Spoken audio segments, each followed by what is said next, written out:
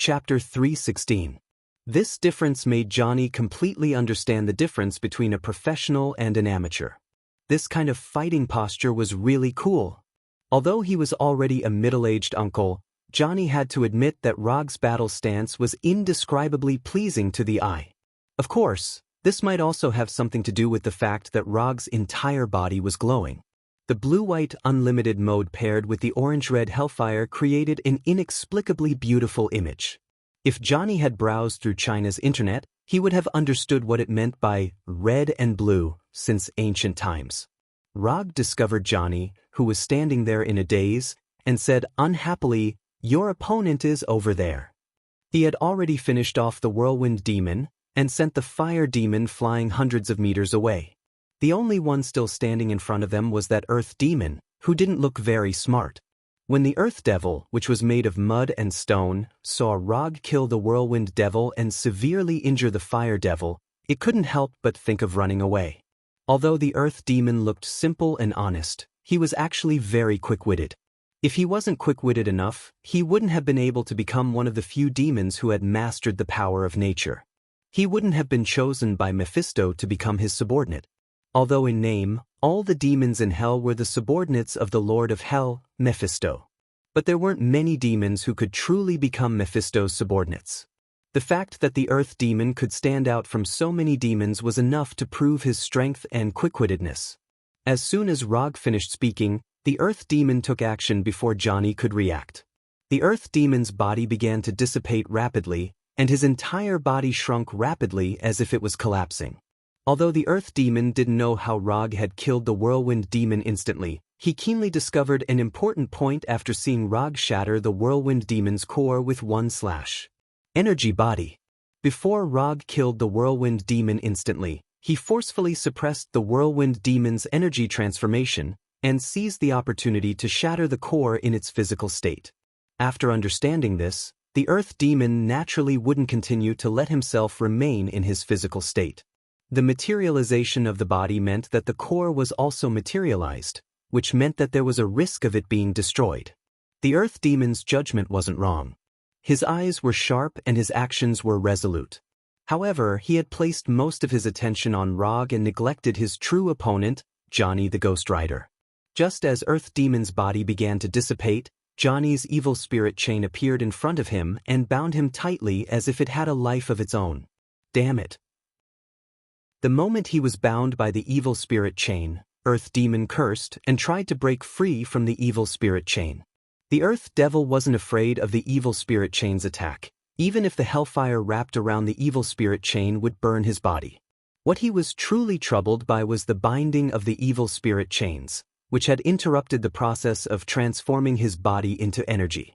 Although the shackles of evil spirits did not have any sealing power and could only rely on binding the opponent's movements, the hellfire on the shackles of evil spirits was a natural counter to demons. Whether it was a physical demon or a nature demon without a body, they were all powerless in front of the hellfire. If a simple body of energy could avoid the damage of the hellfire, then the hellfire wouldn't be one of the most feared powers of demons. With the process of transforming his body into energy interrupted, Earth Demon could only choose the most violent method to break free of the evil spirit chain. Earth Demon's body of earth had already shrunk to the size of a normal person, but in order to obtain more power, he began to enlarge his body. The larger his body, the more power he had, and the more likely it was for him to break free. Earth Demon's choice wasn't wrong, and he was different from the Whirlwind Demon and the Flame Demon who couldn't borrow the power of nature. With his feet on the ground, he could obtain endless support. With Earth Demon as the center, the earth around him seemed to come alive, and soil and stones continuously surged into his body. At this moment, Earth Demon was like a magnet, attracting all the soil and stones around him to strengthen his body. In just a few seconds, Earth Demon had become the legendary Earth Giant, his body reaching an astonishing height of more than 10 meters. The increase in size brought about a visible change in strength. The evil spirit chain that Earth Demon had been helpless against had now become a frail existence that he could easily break free from.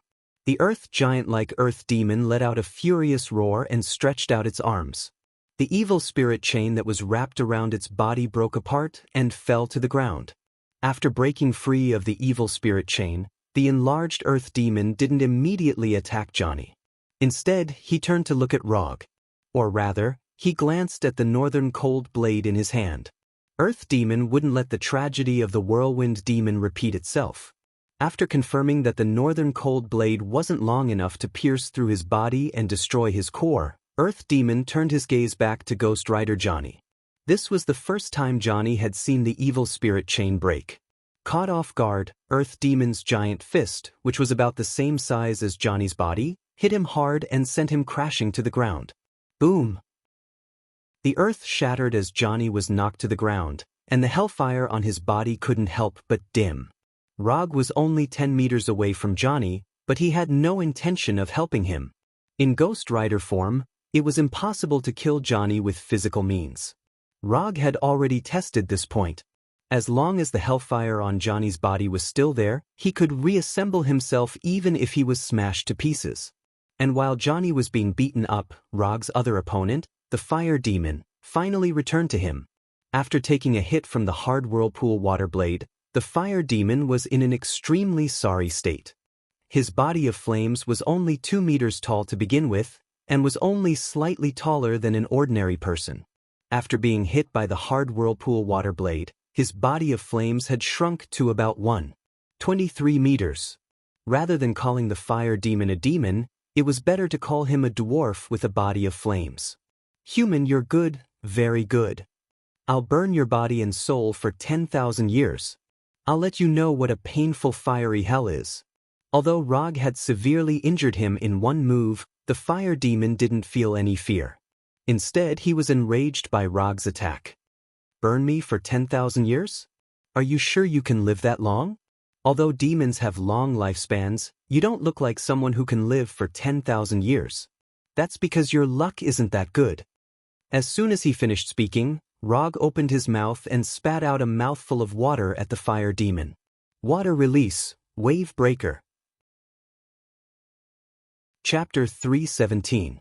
A thin, ultra-high-pressure water column sprayed out of Rog's mouth as fast as lightning, instantly arriving in front of the shrunken flame demon and slicing his head open like a sharp blade. Because he didn't know where the core of the flame demon was located in his body, Rog attacked the most common part, the head. If it hit the core, then it would be a win. If the core wasn't in the head, then it didn't matter. The Inferno demon didn't expect Rog to attack so quickly and without hesitation. The water ripple cut open the flame demon's head without any suspense, and then, nothing changed. Although the flame demon seemed to be a little more impulsive than the earth demon and was more prone to getting carried away, this didn't mean that he would really put the vital core in his head. Because the core wasn't hit, the flame demon's cracked head quickly recovered. But this time, he didn't spout nonsense at Rog. The first time was the hard whirlpool water blade, and the second time was the water ripple. After being hit twice in a row, even if the flame demon was really impulsive and easily angered, he calmed down at this time. And he also found that the whirlwind demon was gone. Of course, the leader of the whirlwind demon wouldn't disappear for no reason. Since he couldn't see him now, it meant that the whirlwind demon was probably dead. After discovering this, the flame demon couldn't help but feel nervous. In terms of strength, the whirlwind demon was the strongest of the three of them. But the strongest whirlwind demon was the first to die, which scared the flame demon a little. From the time he was sent flying to the time he came back, only 4 or 5 seconds had passed at most. In other words, the human in front of him had killed the whirlwind demon in just 4 or 5 seconds. Thinking of this, the flame demon finally understood why Mephisto said to arrange a welcoming team. To put it nicely, it was a welcoming team, but to put it bluntly, it was cannon fodder to test the strength of the other party. Where did this human come from? Is he the disciple of the Ancient One? What is he doing in hell, traveling? The flame demon couldn't figure out Rog's purpose. In his opinion, as a human, Rog had no reason to appear in hell at all. Although Rog was very strong, compared to the Lord of Hell Mephisto, there was still a big gap. Thoughts flew in the flame demon's mind. Although he didn't know what Rog's purpose was, he knew that if he ran away without doing anything, the Lord of Hell Mephisto would definitely not let him off easily. After thinking of Mephisto, the flame demon's attack, the flame demon took the initiative to attack. The flame demon's body, Mephisto Mephisto, Mephisto Mephisto, Mephisto Mephisto Mephisto. The flame Mies Mephisto Mephistos, one after another. Of course, Mephisto be precise. Mephisto Mephisto, instantly, of meme.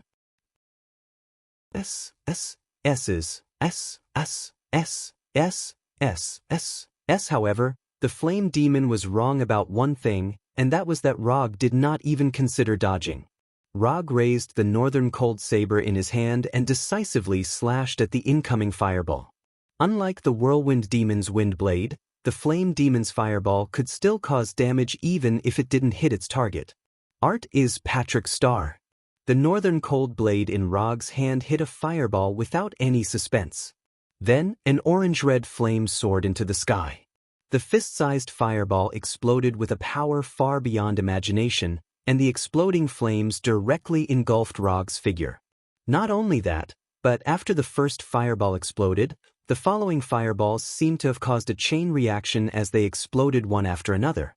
Boom boom boom boom boom. Explosions rang out one after another.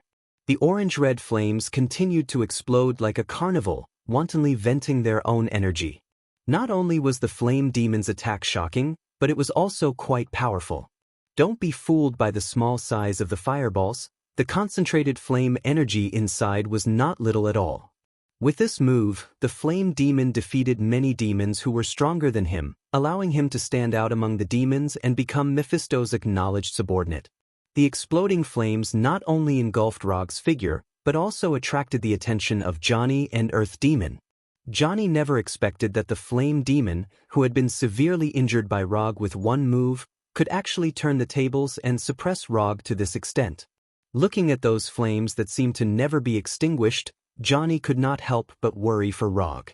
Rog was indeed very strong, but he was only a human after all. He did not have the ability to regenerate like him. However, Johnny soon realized that he was overthinking things.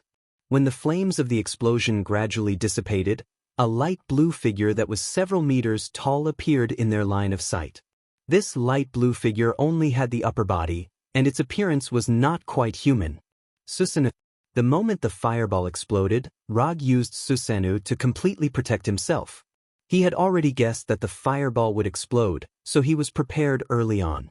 When the orange-red flames completely dissipated, the light blue Susanoo finally revealed its full appearance. The flame demon did not know what Susanoo was, but when he saw that Rog was enscathed in Susanoo, he sensed that something was wrong. With Rog's combat skills, he would never do anything meaningless in battle. Moreover, the flame demon instinctively felt that the Susanoo covering Rog was definitely not a simple defensive move. The flame demon's intuition was very accurate. Rog did not use Susanoo purely for defense, but to directly end the flame demon's life. The whirlwind demon's core was only the size of a finger, so the flame demon's core was probably not that big. Rog was not interested in confirming the location of the flame demon's core bit by bit. He intended to use a simpler method to solve this problem. Under the gaze of the flame demon and the others, a tens of meters long chakra-long sword instantly appeared. This chakra-long sword was even bigger than Susanoo. Susanoo holding the chakra-long sword was like a 2 or 3 years old child holding a 2-meter-long giant sword. Goodbye! Rog's voice had just sounded when the tens of meters long chakra-long sword slashed towards the flame demon's head. At the moment when the chakra-long sword appeared, the flame demon already had the idea of retreating, but the Susanoo's speed was faster than he imagined. The flame demon had not had time to leave when the light blue chakra-long sword had already arrived in front of him. One sword kill. Chapter 3:18. Since he couldn't determine the location of the core, he would just destroy the entire body. The flame demon, who had shrunk to 1.2 meters in size, didn't even have a chance to resist before he was completely killed by the chakra. Not even a small flame was left behind as he dissipated into the air. Wasn't this turn of events a little too fast? The Earth Demon had just been rejoicing over the fact that the Flame Demon had the upper hand and suppressed the stronger Rog. But in the blink of an eye, the Flame Demon had died under the Susanoo's chakra. Less than a minute had passed since the start of the battle. But in less than a minute, the whirlwind demon and the flame demon had died one after another without leaving a single mark on Rog. I can't stay here any longer. I definitely can't stay here any longer. The earth demon didn't think that he had the ability to fight two people at once. Escape, no matter what, he had to escape. Although the punishment from the Lord of Hell Mephisto was terrifying, that was something he had to consider after he survived. And compared to Mephisto's punishment, the earth demon was even more unwilling to die here for no reason. He had grown from the most ordinary demon step by step, from an existence that anyone could bully and humiliate to a demon that controlled the power of the earth. The earth demon, who had been born ordinary, cherished his life and status more than the whirlwind demon and the flame demon. I haven't become a demon lord yet. I haven't become a famous great demon. I definitely can't die here. The immense pressure brought about by death made the earth demon erupt with even more power. The earth demon clenched his fists and smashed Ghost Rider Johnny's body with a heavy hammer, shattering Johnny's bones into pieces that flew in all directions. This wasn't the first time the earth demon had beaten Johnny to a pulp, but it was the same every time. Johnny, who had been reduced to pieces of broken bones, would recover with the help of the hellfire. Unlike the previous few times, the earth demon didn't give Johnny a chance to reconstruct his body this time. After beating Johnny into a pile of broken bones, the earth demon took the opportunity to place his hands on the ground. The solid ground gradually softened, and within a few seconds, the thick ground became as soft as liquid. The rocks and broken bones on the ground quickly sank as if they had fallen into water. When there was not a single bone in sight, the earth demon retracted its hands and allowed the ground to return to its original state. After doing all this, the earth demon did not say another word and ran away. Not only that, but the earth demon's 10-meter-tall body was also shrinking as he ran. The materialized body was too big, and it would take more time to elementalize. In order to leave this place as soon as possible, and mainly to ensure the success rate of escape, the earth demon could only choose to shrink its body first, and then elementalize. Regarding earth demon's escape, Rog didn't make a move to stop it, but silently dispelled Susanoo. The earth demon was Johnny's opponent, so whether the earth demon ran away or did something else, it was Johnny's business. Moreover, Rog didn't care if the earth demon could successfully escape. It would be best if Johnny could leave the earth demon behind. If he couldn't, it could only mean that Johnny was still too weak. The earth demon knew that he couldn't stop Johnny's recovery, but that didn't mean that he would helplessly watch Johnny return to his original state. Since he couldn't stop it, then he had to prolong the recovery time as much as possible. Thus, the earth demon made the decision to bury Johnny's bones deep in the ground. The earth demon kept running away, his body was getting smaller and smaller. According to his current shrinking speed, it wouldn't be long before he could shrink his body to the size of an ordinary person, and then elementalize his body in one go. As long as he could elementalize successfully, he could leave this place alive. The earth demon was very clear about this point, and the power of the earth he grasped was very suitable for escaping at this time. In terms of speed, after elementalization, he really couldn't compare with the whirlwind demon and the flame demon. However, he had an advantage that the whirlwind demon and the flame demon didn't have. As long as he could elementalize his body, he could let himself go deep into the ground, and the earth would help him block the pursuers, and he could use the earth to hide his tracks. Hold on for a few more seconds, just a few more seconds. The earth demon felt that he had already touched the hope of successfully escaping. In just a few more seconds, he would be able to completely escape the pressure of death brought about by Rog. But just as the earth demon thought that he was about to succeed, evil spirit chains surged out of the ground and wrapped around his limbs and body like pythons, once again interrupting his elementalization process. How was this possible? Ghost Rider was clearly still buried in the ground. How could he do it? The earth demon couldn't understand why these evil spirit chains had suddenly surged out of the ground, and he couldn't understand how Johnny had done it. Although he didn't look back, he was very sure that Ghost Rider was still buried in the ground and hadn't come out of the earth prison he had created. The earth demon's senses weren't wrong. Johnny was indeed still buried in the ground. But that didn't mean that Johnny couldn't attack him. Johnny wasn't the only one buried by the Earth Demon. The evil spirit shackles were also broken into pieces. Although Johnny couldn't travel through the ground, the evil spirit chains could. And thanks to the Earth Demon, Johnny could use even more of the evil spirit chains than before. Every section of the evil spirit chains had been lengthened by the hellfire to the point where Johnny could use them. Although this didn't make sense, it was very hellish. Using these evil spirit chains, Johnny once again bound the Earth Demon and regained the initiative in the battle. After his previous experience, Johnny didn't give the Earth Demon a chance to transform into his huge body again. The evil spirit chains wrapped around the Earth Demon endlessly. In the blink of an eye, the human-sized Earth Demon was bound into a ball by the evil spirit chains, a solid ball of chains burning with hellfire. Only after all this was done did a bone hand wrapped in hellfire emerge from the ground, followed by a burning skull. Johnny, who had already recovered his body, crawled out of the ground. In his right hand were 5 or 6 evil spirit chains. I didn't lose this time. Johnny didn't look at the ball of chains in the distance, but spoke to Rog very seriously. Yes, you didn't lose. After hearing Rog's reply, Johnny suddenly exerted force in his hand, and the ball of chains in the distance exploded like a bomb. The broken evil spirit chains danced in the air, and the Earth Demon was annihilated. Although it was a little different from what he had imagined, Johnny still finished off the Earth Demon alone in the end, leaving a deep mark on his battle career. Chapter 319. Well done. Johnny's move to deal with the Earth Demon was indeed not bad. He was getting better and better at using the evil spirit chain. Furthermore, Johnny finally had the aura a qualified warrior should have.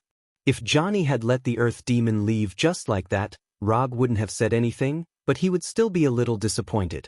However, Johnny still ended up with a pretty good result, and dealt with the Earth Demon in a simple and crude manner. Where are we going next? Johnny asked after reforming the broken evil spirit chain and wrapping it around his body. Anything is fine. No matter what we do, we'll meet Mephisto in the end.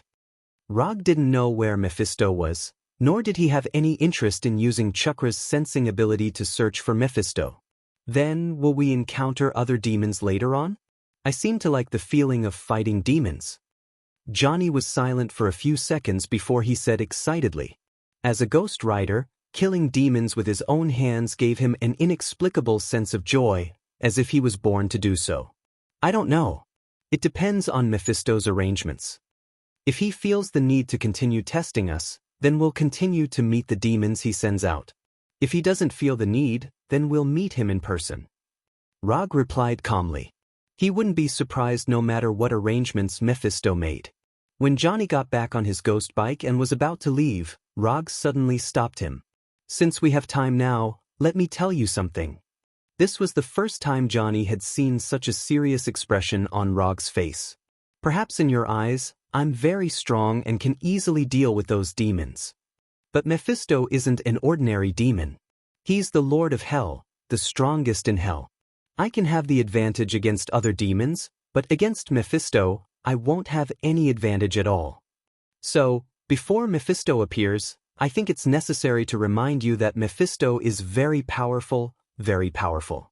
Even if we join forces, our chances of defeating him are less than 10% or even lower. If he was alone at this time, Rog would not have any hesitation. Even if he couldn't defeat Mephisto, he had a way to successfully escape from Mephisto. However, he wasn't alone now. He still had to consider Johnny's safety. Are you saying that we should leave hell now? Johnny knew that Mephisto was very strong, but he had no idea how strong Mephisto was. He had only seen Mephisto's once when they signed the contract. He knew that Mephisto's was a lord of hell and a very powerful demon. That was all. After seeing Rog's serious expression, Johnny realized that he had never understood Mephisto's. It's up to you whether you want to leave now. After all, you're the only one who has the ability to travel through hell. I just want you to know how dangerous it is to face Mephisto's. If anything goes wrong, you and I will stay in hell forever. Whether it's necessary to gamble with your life to fight for that slim chance of freedom is something you have to seriously consider. Rog wanted Johnny to know how dangerous the journey ahead would be. After all, Johnny wasn't him and didn't know how terrifying Mephisto was. According to his estimation, Mephisto in hell would be at least at the Heavenly Father level, which was the Heavenly Father level where Odin and Ancient One were. Although the Heavenly Father level was only one level higher than the Earth God level. This level was the difference between heaven and earth, just like the difference in mass between the Earth and the Sun. If Rog remembered correctly, a Thanos without an Infinity Stone was the so-called Heavenly Father level. And such a Thanos was already a super overlord that was famous throughout the universe. Apart from those super big shots who basically didn't show their faces or make a move, Thanos was one of the ceiling of individual combat power in the universe. If a Heavenly Father level Thanos was already so terrifying, there was no need to mention those Heavenly Father level existences. What's more, Rog and Johnny were still in hell controlled by Mephisto, fighting against a Heavenly Father level existence, and in his domain at that, a narrow escape was already considered the focus of the goddess of luck. Is Mephisto really that strong? He can't even appear on Earth often? Johnny wasn't doubting Rog, he just found it hard to imagine that the old demon with gray hair was really that strong. That's because there's an existence as powerful as him silently guarding Earth, so all the demons, including Mephisto, can't easily appear on Earth. Rog didn't explain to Johnny about the Sorcerer Supreme because it had nothing to do with him for the time being, and if nothing unexpected happened, it shouldn't have anything to do with him in the future. What about your opinion? Do you want to leave? Mephisto is so powerful, and the reward I paid was just to bring you to hell. Would you want to give up the commission? Johnny didn't answer Rog's question directly, but instead asked Rog. Give up the commission? Ever since I became a ninja, I've never given up on a commission. As a ninja with good professional ethics, I just don't want my employer to suddenly die. You've already paid me, so no matter what, I'll carry out the commission. You only need to consider your own safety now. Is there a need to use your life as a bet for a slim chance? Although the commission said that he had to work with Johnny to fight against the Lord of Hell, Mephisto, it wasn't impossible if he was alone. At most, the system would just deem the commission as a failure. Furthermore, it wasn't like there weren't any tricks to work together against this request. For example, he could bring Johnny's evil spirit chain to fight against Mephisto, and to a certain extent, work together against him. Since you're not leaving, I'm not leaving either. You dare to fight against Mephisto as a human, so as a Ghost Rider, I naturally won't choose to run away. Isn't it just a possibility of dying in battle? Ever since I became a Ghost Rider that's neither human nor ghost, I've never cared about death. Death might just be a form of release for me. After serious consideration, Johnny finally gave an answer and decided to face Mephisto with Rog. Wasn't it just fighting against a Lord of Hell? Even if it was fighting against God now, Johnny wouldn't be afraid. Just as Johnny finished speaking, an incomparably authoritative voice came from the sky, exploding like thunder. No wonder you're the knight that I've chosen. I like your attitude. The owner of this voice was none other than the Lord of Hell, Mephisto, the only ruler of Hell. Chapter 320. Before Mephistopheles' people arrived, his terrifying aura had already descended. At this moment, Rog recalled the first time he met Odin at the Bifrost in Asgard. At that time, he didn't have Sage Mode, Manjikyu Sharingan, and even Chakra was only a chibi. That was the first time he met an existence at the Heavenly Father level, and the first time he felt the vast gap in strength that made him despair. Although Mephistopheles hadn't done anything at this time, Rog already felt a terrifying pressure that was no less than Odin's. No, the pressure that Mephistopheles brought was even more terrifying than Odin's. At least Odin wouldn't have such strong malice towards him. Do you feel it? This is the power of a Lord of Hell. Rog took a deep breath and turned to Johnny, who was already a little stunned. Although Johnny, who only had a skull, couldn't make a human expression, Rog could see the bitter smile in his heart when he turned to look at him. Johnny had just made up his mind to fight Mephistopheles to the death. In the end, Mephistopheles immediately responded and showed a little of his strength. I finally understand why you said that Mephistopheles is very strong. Johnny replied silently. Then, the hellfire on his body burned wildly, announcing his existence like an erupting volcano. Mephistopheles is indeed very strong, but so what? Isn't it just death? I don't care. I have made a choice that I regretted before, so this time, I will definitely not let myself regret it again. As soon as he said that, Johnny took off the chains wrapped around his body and pulled with both hands, turning the chains into evil spirit chains. This is the aura that a knight should have. I'm starting to like you a little. Looking at Johnny, Rog said with a smile, and the chakra in his body began to surge wildly. Lightning Release Chakra Mode.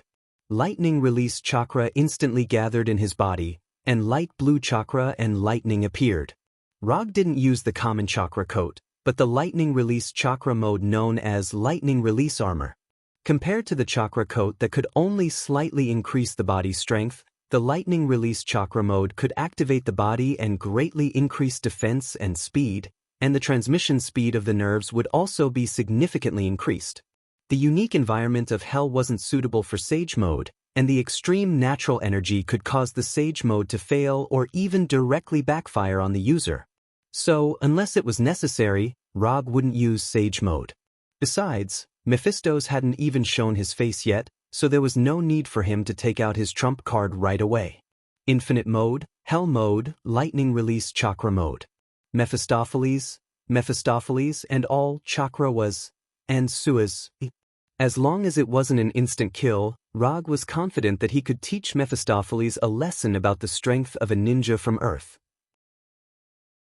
Don't underestimate a ninja's explosive power. Rog had already proven this with countless facts. Just as Rog and Johnny were prepared to fight with all their might, a slightly thin figure appeared in the distance and slowly walked toward them. He was dressed in a classic black suit, had meticulously groomed white hair, and held a black cane with a silver skull inlaid in his hand. The Lord of Hell, Mephistopheles, appeared in front of Rog and Johnny like an old British noble. Perhaps it was because Mephistos was considerate of Rog and Roland's perception, or perhaps it was because Mephistos preferred the human form, but at this moment, Mephistos did not reveal his true demon form. Instead, he appeared in front of them in his human form. I really didn't expect you to come to Hell of your own accord. Good, very good. Mephistopheles' gaze lingered on Rog, who was surrounded by lightning and hellfire, for a few seconds before finally landing on Johnny, the Ghost Rider. I also didn't expect that we would meet again in Hell. Facing Mephistopheles, who had changed his fate, Johnny didn't give any orders and replied calmly. Tell me, my knight, what do you want? As he spoke, Mephistopheles stretched out his right hand toward Johnny, as if a king responding to his general. I want your life. At this moment, Mephistopheles was only about 10 meters away from them. To ordinary people, this distance might not be within the attack range. But to Johnny and the other two, this distance was no different from facing each other. As soon as he said that, the ghost chain in Johnny's hand appeared in front of Mephistopheles and pointed straight at his head. Although Mephistopheles had displayed astonishing power, this didn't affect Johnny's intention to leave him with some memories. The ghost chain's attack speed was very fast, even faster than the speed of ordinary bullets. But in front of the Lord of Hell Mephistopheles, Johnny's attack was still too crude. It was so crude that he didn't even have the mood to raise his hand. The ghost chain wrapped in hellfire appeared in front of Mephistopheles at lightning speed. Then, as if fixed in place, it stopped in midair in front of him. Interesting. Although Rog didn't know what method Mephistopheles used to stop the ghost chain, he had to admit that Mephistopheles' move was very beautiful. Or rather, it was very cool.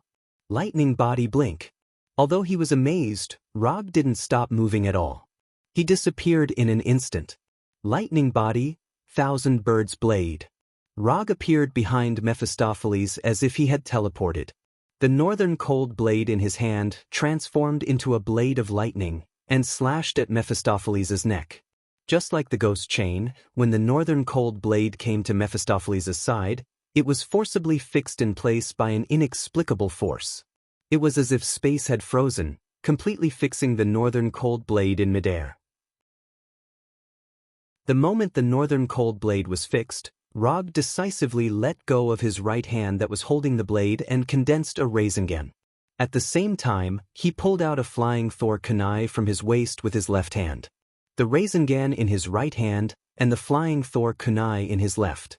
Not only did Rog not give up on attacking, but he also directly launched a second wave of attacks. As for the Northern Cold Blade, which was fixed in midair, it was temporarily out of the battle sequence. The Rasengan and the flying Thor kunai attacked Mephistopheles at the same time.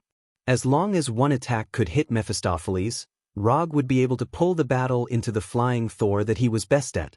Mephistopheles had never fought Rog before and didn't know what kind of ability Rog had mastered. But as the Lord of Hell, as the most powerful existence in Hell, he wasn't the kind of incompetent lord who would forget how to fight once he was in a high position. When the flying Thor kunai made of metal came near Mephistopheles, it was unsurprisingly fixed in place, just like the Northern Cold Blade's ghost chain. The Rasengan in his right hand easily broke through the invisible defense around Mephistopheles and touched Mephistopheles' suit. Chapter 321. Did I succeed?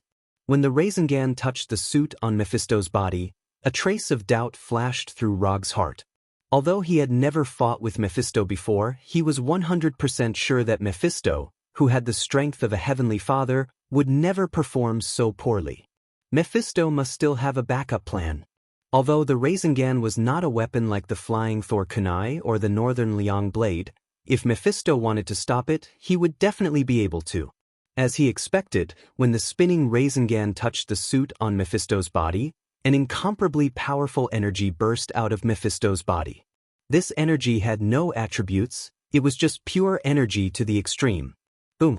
In just an instant, the Rasengan in Rog's hand shattered, and the chakra, which had lost control, directly disintegrated and dissipated, leaving no trace behind. Not only that, but the terrifying power of the explosion also directly descended on Rog's body, making him unable to even use the flying thunder god and lightning body blink, and he was completely blown away. Although the energy that burst out of Mephisto's body was terrifying, it was extremely well controlled. Except for Rog himself, the Northern Liang blade, the flying Thor kunai, and the evil spirit chain, which were frozen in the air, were not affected at all and still maintained their frozen state. Rog, who was blown away, flew a full 100 meters before he finally dissipated the impact of the explosion and relied on the super light rock technique to stabilize his body and float in the air. Mephisto, the Lord of Hell, is really strong. Rog raised his right hand and wiped the blood from the corner of his mouth, and his 3-tomo Sharingan also transformed into Mangekyo Sharingan. The dynamic vision of the 3-tomo Sharingan was already very terrifying, but it was completely unable to follow Mephisto's movements. Before Mephisto's energy burst out, he didn't even catch a trace of it. The flying Thor kunai was still near Mephisto, which meant that he still had a chance to launch a surprise attack. However, at this time, Rog did not immediately launch a counterattack. Instead, he slowly landed on the ground. Mephisto stood in place with his cane, looking calm and composed, as if he didn't care about Rog and Johnny's attacks at all. Rog's attack speed was indeed very fast, and his combat reaction was top-notch. However, in front of the Lord of Hell Mephisto's, his attacks were no different from Johnny's simple and crude chain attacks. The only difference was that his attacks were more flashy. How dare you come to hell with such strength? Human, tell me, who gave you the courage? Or is it your ignorance that's driving you? Mephisto turned to look at Rog and spoke in a calm tone. Although Mephisto acted like an old nobleman, Rog could see the undisguised contempt and disgust on his face. Perhaps Tuzes see Mephisto of thinks who give me the of it, I don't need anyone to give me courage. As he spoke, Rog summoned the Kusanagi no Tsurugi sword that he hadn't used in a while, and pulled out the calamity pistol at his waist with his left hand. Now, I'll show you where my courage comes from. Rog raised the Kusanagi no Tsurugi sword in his right hand and pointed it straight at Mephisto. However, before he could make a move, Johnny attacked first. After confirming that he couldn't pull back the evil spirit chain, Johnny decisively gave up on it and took out the double-barreled shotgun that he had never had the chance to use. Hellfire Demonization, Evil Spirit Double-Barreled Shotgun. Bang bang! As soon as the double-barreled shotgun was demonized, Johnny pulled the trigger, and 2 demonized evil spirit bullets shot at Mephisto. Johnny's shooting made Mephisto frown in dissatisfaction. How could a Ghost Rider use a gun? This was damaging the tradition and reputation of a Ghost Rider. Ghost Rider Johnny was the work that Mephisto was most satisfied with, and also the work that he had high hopes for. In the long history of the past, Mephisto had created many Ghost Riders, but there had never been a Ghost Rider that could move him as much as Johnny. The evil spirit bullets instantly arrived in front of Mephisto and pierced through the afterimage left behind by Mephisto. As soon as the evil spirit bullets passed through the illusion left behind by Mephisto, Johnny's neck was grabbed by Mephisto and he was lifted up. The blazing hellfire covered Mephisto's left hand, but it didn't cause any damage to Mephisto. Not only that, but the black smoke that surged out of Mephisto's left hand crazily devoured the hellfire on Johnny's body like locusts. It gnawed at Johnny's evil spirit body, causing him to scream like a beast. So fast, Mephisto didn't use any special abilities. He only used his astonishing speed to dodge the evil spirit bullets and instantly appeared in front of Johnny. After switching from the 3-Tomo Sharingan to the Mangekyo Sharingan, Rog finally captured Mephisto's movements. In just 2 or 3 seconds, the hellfire on Johnny's body dimmed to the point that it looked like it would extinguish at any moment. It was as if he had lost all his strength. With no time to think, Rog summoned his 3 Wood clones while his true body used the Flying Thunder God to rush over. Although Rog didn't know what the black smoke that surged out of Mephisto's body was, he could tell from Johnny's current state that this black smoke was very effective against hellfire. Hellfire was shockingly harmful to ordinary demons, but it was nothing to the Lord of Hell, Mephisto. As long as he wanted to, he could even take back the hellfire on Johnny's body. Using the Flying Thor, Rog once again arrived near Mephisto and fired all 6 bullets from the Calamity Pistol. Raitun, Spiral Electromagnetic Gun, Water Release. Water Dragon Bullet, Water Release. Water Ripple, Water Release. Water Shockwave, Futon, Vacuum Blade, Odahima Rasengan. The bullets in the Calamity Pistol were originally prepared for those demons, but he didn't expect to use them all on Mephisto. 6 completely different ninjutsu attacks arrived in front of Mephisto almost at the same time. Rog didn't expect these ninjutsu to hit Mephisto, and Mephisto wouldn't give him such a chance. Judging from Mephisto's current posture, he was a person who cared very much about his image. He definitely wouldn't make a mess of himself because of a battle. Therefore, when he fired the ninjutsu bullets, Rog had already prepared a backup plan. Before these 6 ninjutsu attacks hit Mephisto, Rog used his chakra to destroy the stability of the ninjutsu. Art is Patrick Star.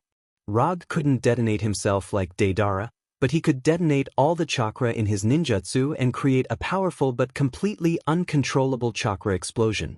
The thunder, water, and wind attributes of chakra fused and rejected each other uncontrollably, and then Art was born.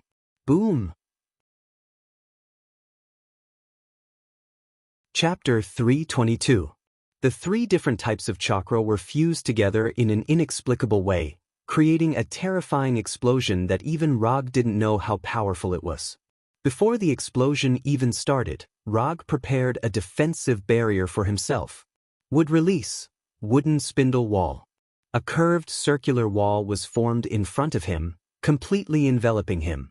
The chaotic energy storm crazily released its own energy, and the terrifying shockwave destroyed everything around it, regardless of whether it was friend or foe, and the lightning and storm that filled the sky created a doomsday scene. In addition to the energy storm formed by the different types of chakra, this sudden energy storm also inexplicably caused a chain reaction, which attracted the natural energy of hell, further increasing the power of the explosion. The black and purple color caused by the explosion became the only color in the sky, and the earth shook violently, and the terrifying energy storm destroyed everything like a supernova. The thickened wooden spindle wall created by Rog only lasted for a short 2 or 3 seconds before it was completely broken. Even if he continuously used chakra to strengthen it, it didn't change the outcome of the wooden spindle wall being destroyed. Susana. The light blue Susanoo instantly took shape and surrounded him in layers.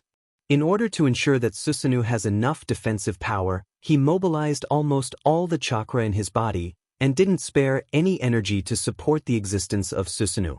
Although the energy storm in front of him was his plan, but as the planner, he didn't expect that the fusion of different types of chakra would produce such a terrifying power.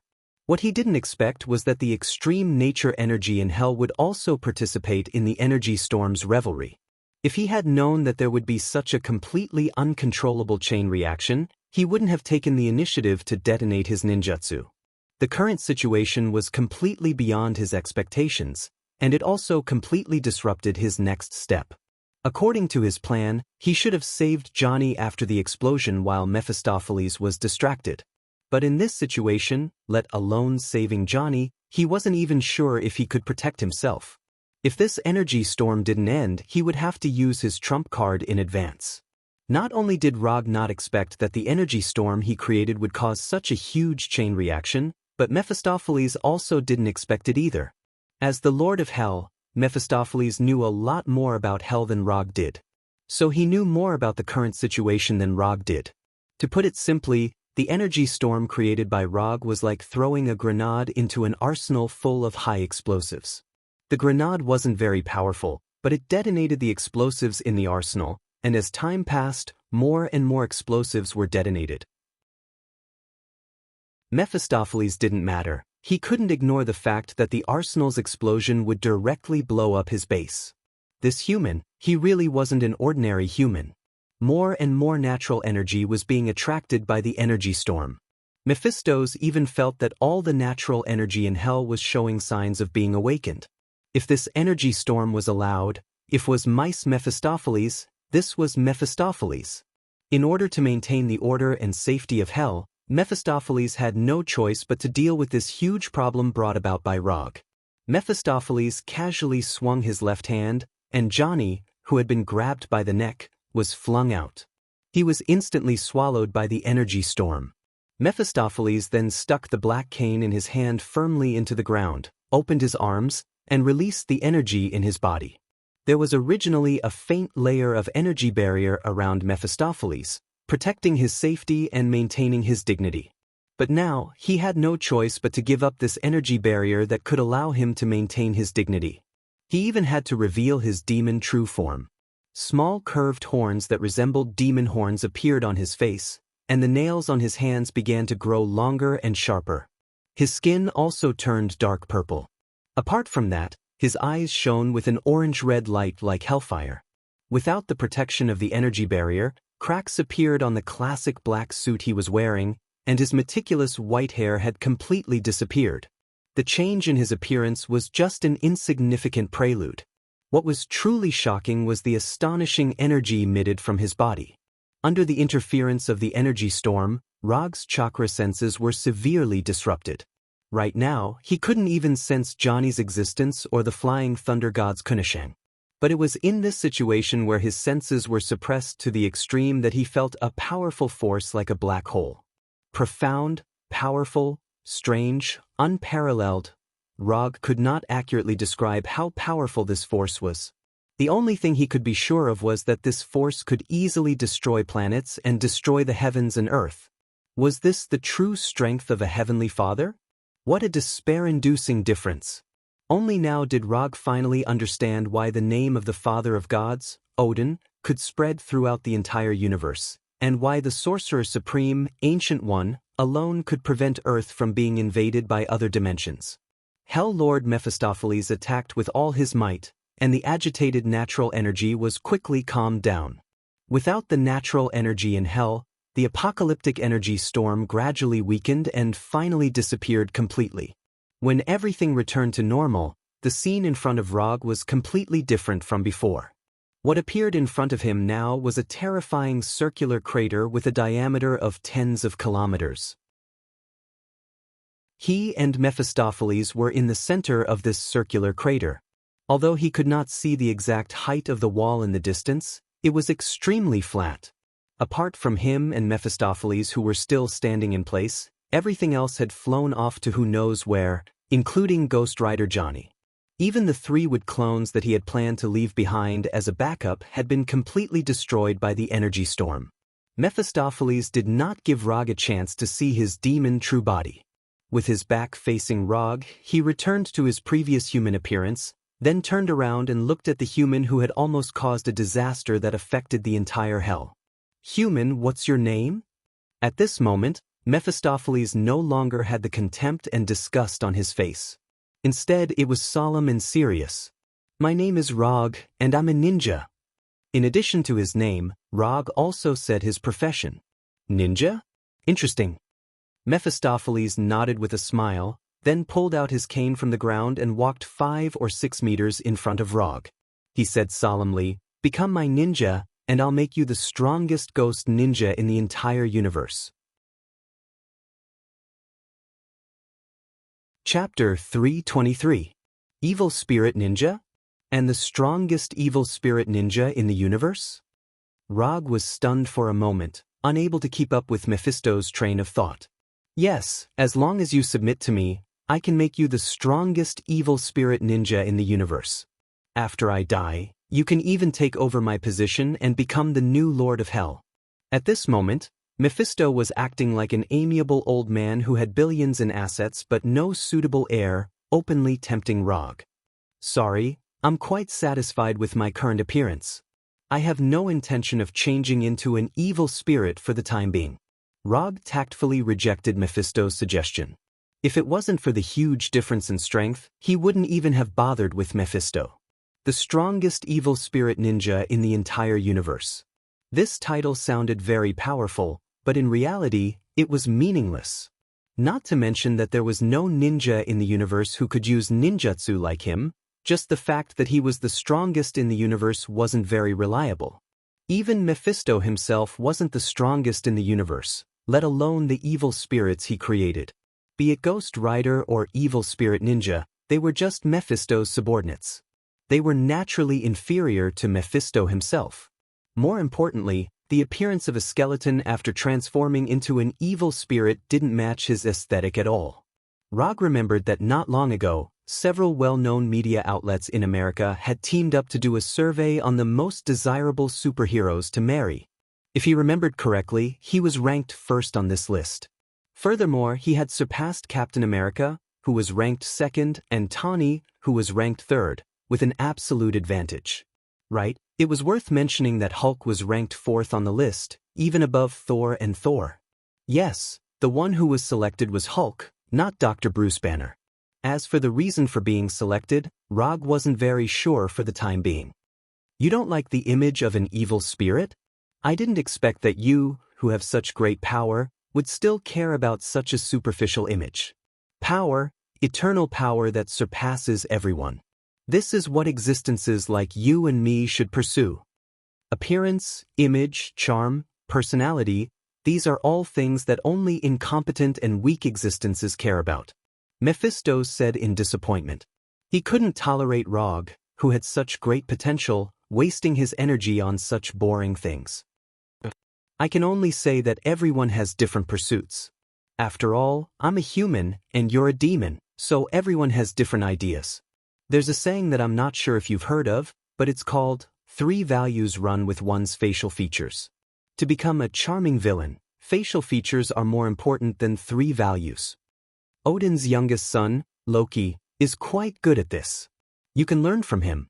After hearing Rog's words, Mephisto's fell silent. He was not convinced by Rog, but he finally confirmed that Rog had no intention of becoming his subordinate, not at all. Whether it was his image or his worldview, it was all just an excuse for Rog not to become his subordinate. Forget it. Someone who can cultivate to your level of strength must have a firm belief. Otherwise, you wouldn't have the power you have now. Use your strength to prove your beliefs. Whether it's rejecting me or leaving hell alive, you can't do without strength. As soon as he finished speaking, Mephisto's exuded an astonishing aura, as if the entire world was under his control. "Don't say that I didn't give you a chance. As long as you can destroy or take away my staff, I'll let you leave and pretend that nothing happened. If you can't even do that, don't blame me for bullying you, a little ninja from Earth. Mephistos said confidently. Mephistos said with incomparable confidence. His insufferably arrogant image returned once more. Huh, is that necessary? You're already a high and mighty lord of hell, and you're still using such obvious words to destroy my state of mind. I'd be an idiot if I really believed what you said. Mephistos was indeed very strong. He was the strongest enemy Rog had encountered so far, and the difference in strength between them was indeed so great that it made one despair. But even so, it didn't mean that he wouldn't be able to fight back when facing Mephistos. If Mephistos could really get rid of him easily, Mephistos wouldn't have needed to say so much to him just now. You're indeed very strong, but if I want to leave, even if you're a lord of hell, you won't be able to stop me. I said it. As he spoke, Rog raised the Kusanagi no Tsurugi sword in his hand and pointed it at Mephistos fearlessly. If he was afraid, he would lose for the rest of his life. Rog could admit that his skills were inferior, and he could also admit that he had failed, but he would never allow himself to lose for the rest of his life. If he agreed to Mephistos' conditions today, or placed his hopes of victory on destroying and taking away the staff, he would never be able to win against Mephistos. Not only would he not win today, but he wouldn't win in the future either. I like you more and more. If you weren't a human but a demon born in hell, you would definitely become a great existence famous throughout the multiverse. But now, you don't have that chance. The more Mephistos looked at Rog, the more he liked him. At the same time, it also triggered a desire to conquer that he hadn't felt for many years. He wanted to conquer this man and make him his most loyal subordinate. What else could give him a greater sense of accomplishment than this? Unlike before, Mephistos didn't wait passively for Rog to attack this time. Instead, he chose to make the first move. Mephistos raised his left hand slightly, and 3 pure and powerful energy tornadoes flew towards Rog. It was a killing move right from the start. These 3 energy tornadoes were almost transparent, and ordinary senses couldn't detect their existence at all. Moreover, unlike natural tornadoes, these 3 energy tornadoes didn't cause any abnormalities while flying. They didn't even cause a slight breeze. Mephistos used facts to prove what a lord of hell should be capable of. It was an almost godly level of control over his body. Good timing. These 3 energy tornadoes that couldn't be detected by the naked eye attacked Rog from 3 different directions, completely sealing off all his escape routes. However, Rog didn't have any intention of dodging at this moment. He clasped his hands together and took a deep breath. Chakra in his body began to fuse with the natural energy of hell. Immortal mode. Rog had already planned to use immortal mode when he summoned the wood clone earlier. Although the wood clone had been accidentally destroyed, it had given him enough feedback. Although the natural energy of hell was very extreme, it could still be used to fuse with chakra. Chapter 324.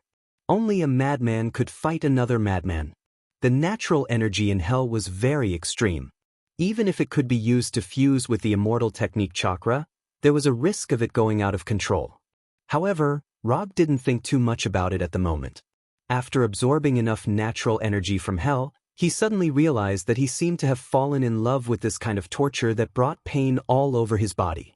Simple red eyeshadow appeared around the Manjikyu Sharingan.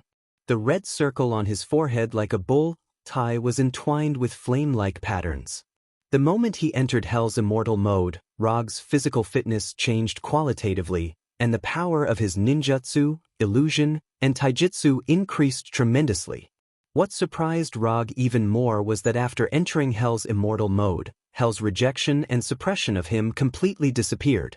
Hell had acknowledged his existence. Now, even if he didn't use unlimited mode, he could survive in Hell without any restrictions. Mephisto immediately noticed Rog's change and frowned slightly. Just as Mephisto was wondering how Rog could suddenly be acknowledged by Hell, Rog made his move. Immortal technique, would release, would clone. With a thought, 3 wood clones that looked exactly like Rog rushed out from the ground and attacked the energy tornado. Immortal technique, Chidori. Immortal technique, Chidori blade. Immortal technique, Chidori sharp spear. The 3 wood clones used 3 different immortal techniques: lightning release, and collided head-on with the energy tornado. Rumble. Although the attack power of the energy tornado was very strong, the attack power of the immortal technique wasn't weak either. The moment the lightning release ninjutsu collided with the energy tornado, the immortal ninjutsu dissipated, and the energy tornado collapsed. The out-of-control immortal technique chakra and hell's energy scattered in all directions, creating huge craters in the ground. Gravel and dust flew everywhere. Immortal technique, lightning body blink. As soon as the wood clones dispersed the energy tornado, Rog used lightning body blink to appear in front of Mephisto. Immortal technique, Odama Rasengan. Under the enhancement of the immortal technique chakra, the diameter of the Odama Rasengan reached an astonishing 5 meters, making Mephisto's already thin body seem even smaller. Rog had already tried to use a blink attack before. Although the result of the previous attack wasn't very good, he still chose to use the blink attack that he was best at. Facing Rog's attack, Mephisto sneered disdainfully. Although the Odama Rasengan in Rog's hand was much larger than the previous Rasengan, it didn't mean anything to Mephisto. Whether it was an ordinary Rasengan or the Immortal Art Super Jade Rasengan, it was impossible for them to cause any harm to him. This was the confidence of an archdevil. Sure enough, when the immortal technique Odama Rasengan was about to touch Mephisto, an extremely powerful shockwave erupted from Mephisto's body. Boom! Mephisto's energy attack directly destroyed Rog's Odama Rasengan, and a hurricane-like shockwave was born, attacking in all directions. Is this all you've got? It had to be said that Mephisto was quite disappointed with Rog's attack this time. In a one-on-one battle, using the same tactic twice in a row wasn't a wise choice.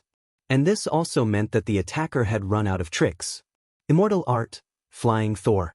As soon as Mephisto's energy attack destroyed the immortal technique Odama Rasengan, Rog left his original spot with the Flying Thunder God and instantly returned to the vicinity of one of the wood clones. Leaving the Flying Thor technique on the clones was already Rog's traditional skill. Whether it was the Shadow clone or the wood clone, they were no exception. When Rog returned to the wood clone's vicinity, Mephisto suddenly realized that there was something wrong with the number of wood clones. One of them was missing. Rog used 3 wood clones to neutralize the 3 energy tornadoes, and then his original body attacked Mephisto. From the beginning, Rog didn't expect his blink attack to be effective against Mephisto. Moreover, Mephisto had just experienced it once not long ago. So from the beginning, his goal wasn't to attack Mephisto, but to use the same tactic and similar moves to distract Mephisto. Don't underestimate ninjas from Earth. Mephisto didn't have time to sense the whereabouts of the other wood clone before a Rasengan wrapped in silver-white lightning came to his back and hit him hard. Rumble! Immortal Art, Spiral Railgun. Terrifying silver-white lightning danced everywhere, and a light blue energy storm soared into the sky. The earth shook, and a blazing light occupied the entire sky. Who said that the original body couldn't feint attacks? Clones could also be the main force of the attack. Although the energy storm had blown away the Flying Thor Kunai, it hadn't blown the Flying Thor Kunai too far away. It was only a few dozen meters away from where Mephisto was now. Although the Flying Thor Kunai was buried under the soil, the Flying Thor technique on it was still there. After confirming the location of the Flying Thor Kunai, Rog formulated an attack strategy. In order to distract Mephisto, he could only feint attacks with the original body. The reason why he used the Odama Rasengan instead of the Rasengan wasn't because it was more powerful, but because the Odama Rasengan was bigger and easier to block vision. Moreover, the chakra turbulence after the Odama Rasengan was destroyed could further conceal the aura of the wood clone's immortal art. After the Odama Rasengan was destroyed, the uncontrollable chakra spread around Mephisto, making it impossible for him to immediately detect the immortal art, Spiral Railgun behind him. As long as Mephisto didn't discover the whereabouts of the wood clone before the Odama Rasengan was destroyed, Rog's attack this time was destined to not fail. The result was just as Rog expected.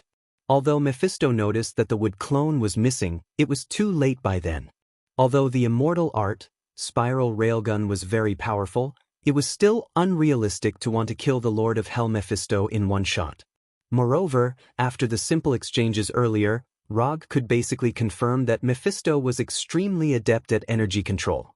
Mephisto, who could easily suppress a large-scale energy storm that had gone out of control, definitely wouldn't be seriously injured by the immortal art, spiral railgun. After the explosion of the immortal art, spiral railgun dissipated, Mephisto's figure reappeared in Rog's line of sight. At this moment, the classical suit on Mephisto's upper body had completely disappeared. In its place was dark purple skin and extremely mysterious, strange patterns. Although Mephisto still maintained the appearance of a white-haired old man, his upper body had unknowingly revealed part of his demon true form. "You're the first person who can make me look so pathetic in hell. I'll give you one last chance. Submit to me or die here."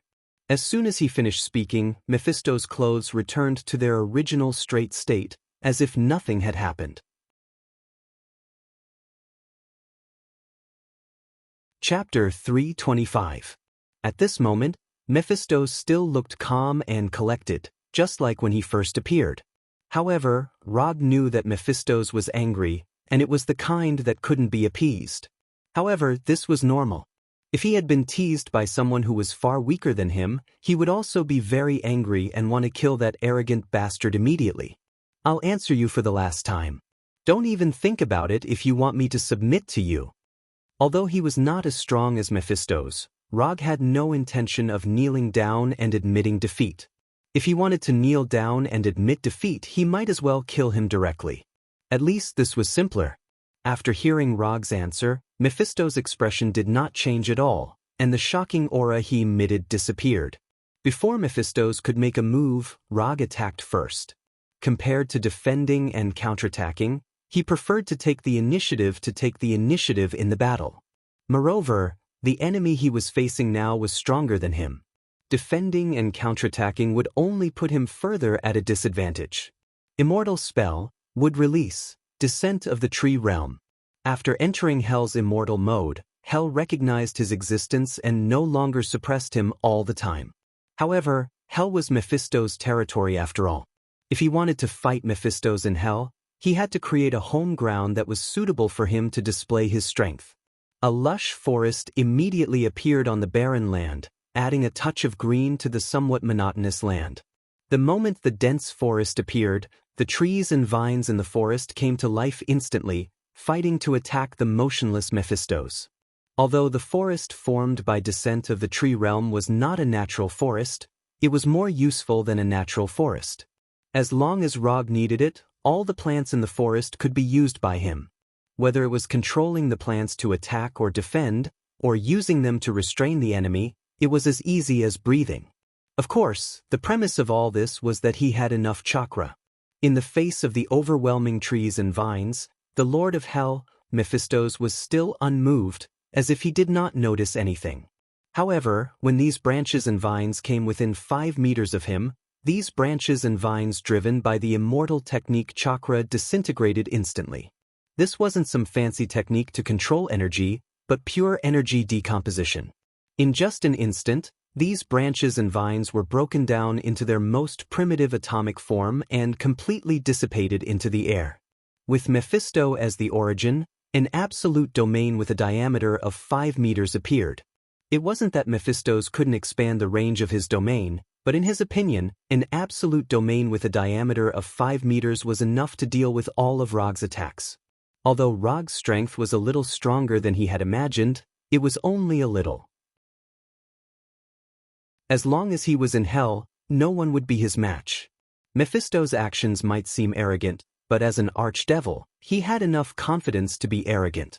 Although the wildly growing branches and vines couldn't break through Mephisto's absolute domain, Rog still didn't stop attacking Mephisto.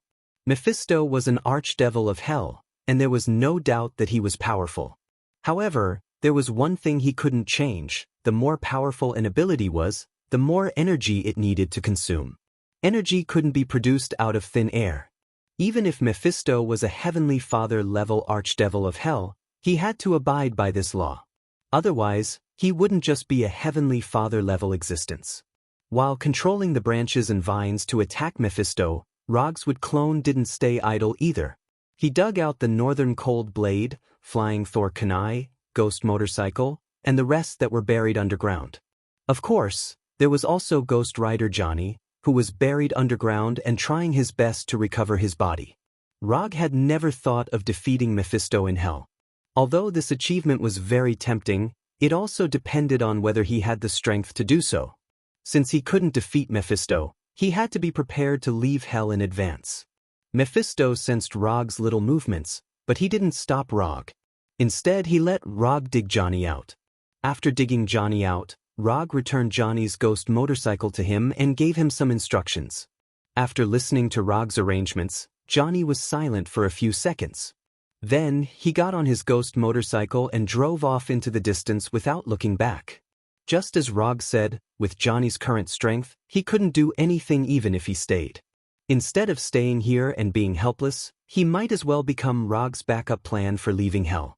After Johnny drove the ghost motorcycle far away, Rog finally stopped controlling the branches and vines. There was no way to break through Mephisto's absolute domain with just these plants produced by the immortal spell chakra. Rog knew this very well, and so did Mephisto. However, this didn't mean that Rog would give up the idea of using wood release to attack. Rog clasped his hands together, and the immortal spell chakra in his body surged out wildly. A wooden arhat that looked like an ancient titan crawled out from the ground. Immortal spell, wood release, wood golem technique. In Warnerheim, Rog had also used the immortal spell wood golem technique once. But that time, his opponent was the god of storms Njord, whose strength hadn't reached the Heavenly Father level. At that time, because of the amount of chakra he used, the wooden arhat he created was only about 40 meters tall.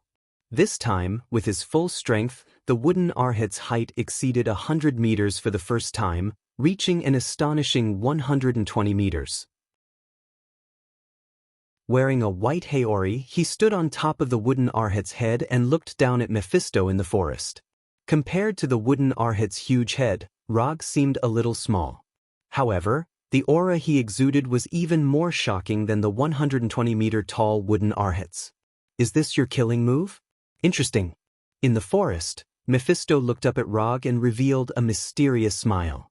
Mephisto could clearly sense the unbelievably majestic immortal spell chakra in the wooden arhat's body. He also knew very well that controlling such a tall creation required a huge amount of energy. Although the wooden golem Rog created was very shocking, if he guessed correctly, Rog wouldn't be able to maintain this state for long. After looking up at Rog for a few seconds, Mephisto raised his staff slightly, and the natural energy in hell surged towards him. Under Mephisto's control, the forest Rog created was quickly disintegrated, and in its place was a rising demon puppet that was 100 meters tall. With curved horns, bat-like wings, and a triangular tail, Mephisto created a demon puppet that looked exactly like the demons in the legends. Chapter 326. Immortal Spell Wood Golem vs. Demon Golem. Mephisto didn't make the demon golem too big. Instead, he kept it the same size as Wood Arhat. I'll use your attack style to defeat you head-on. Rog didn't know if Mephisto was thinking the same thing, but when he saw Mephisto standing on top of the demon golem's head, he took the initiative to attack. Wood Arhat, who looked like an ancient titan, swung his right fist and punched the demon golem's head directly. As soon as Wood Arhat swung his right fist, the demon golem also swung his right fist. Boom! Two incomparably huge fists fiercely collided together, forming an extremely strong shock wave.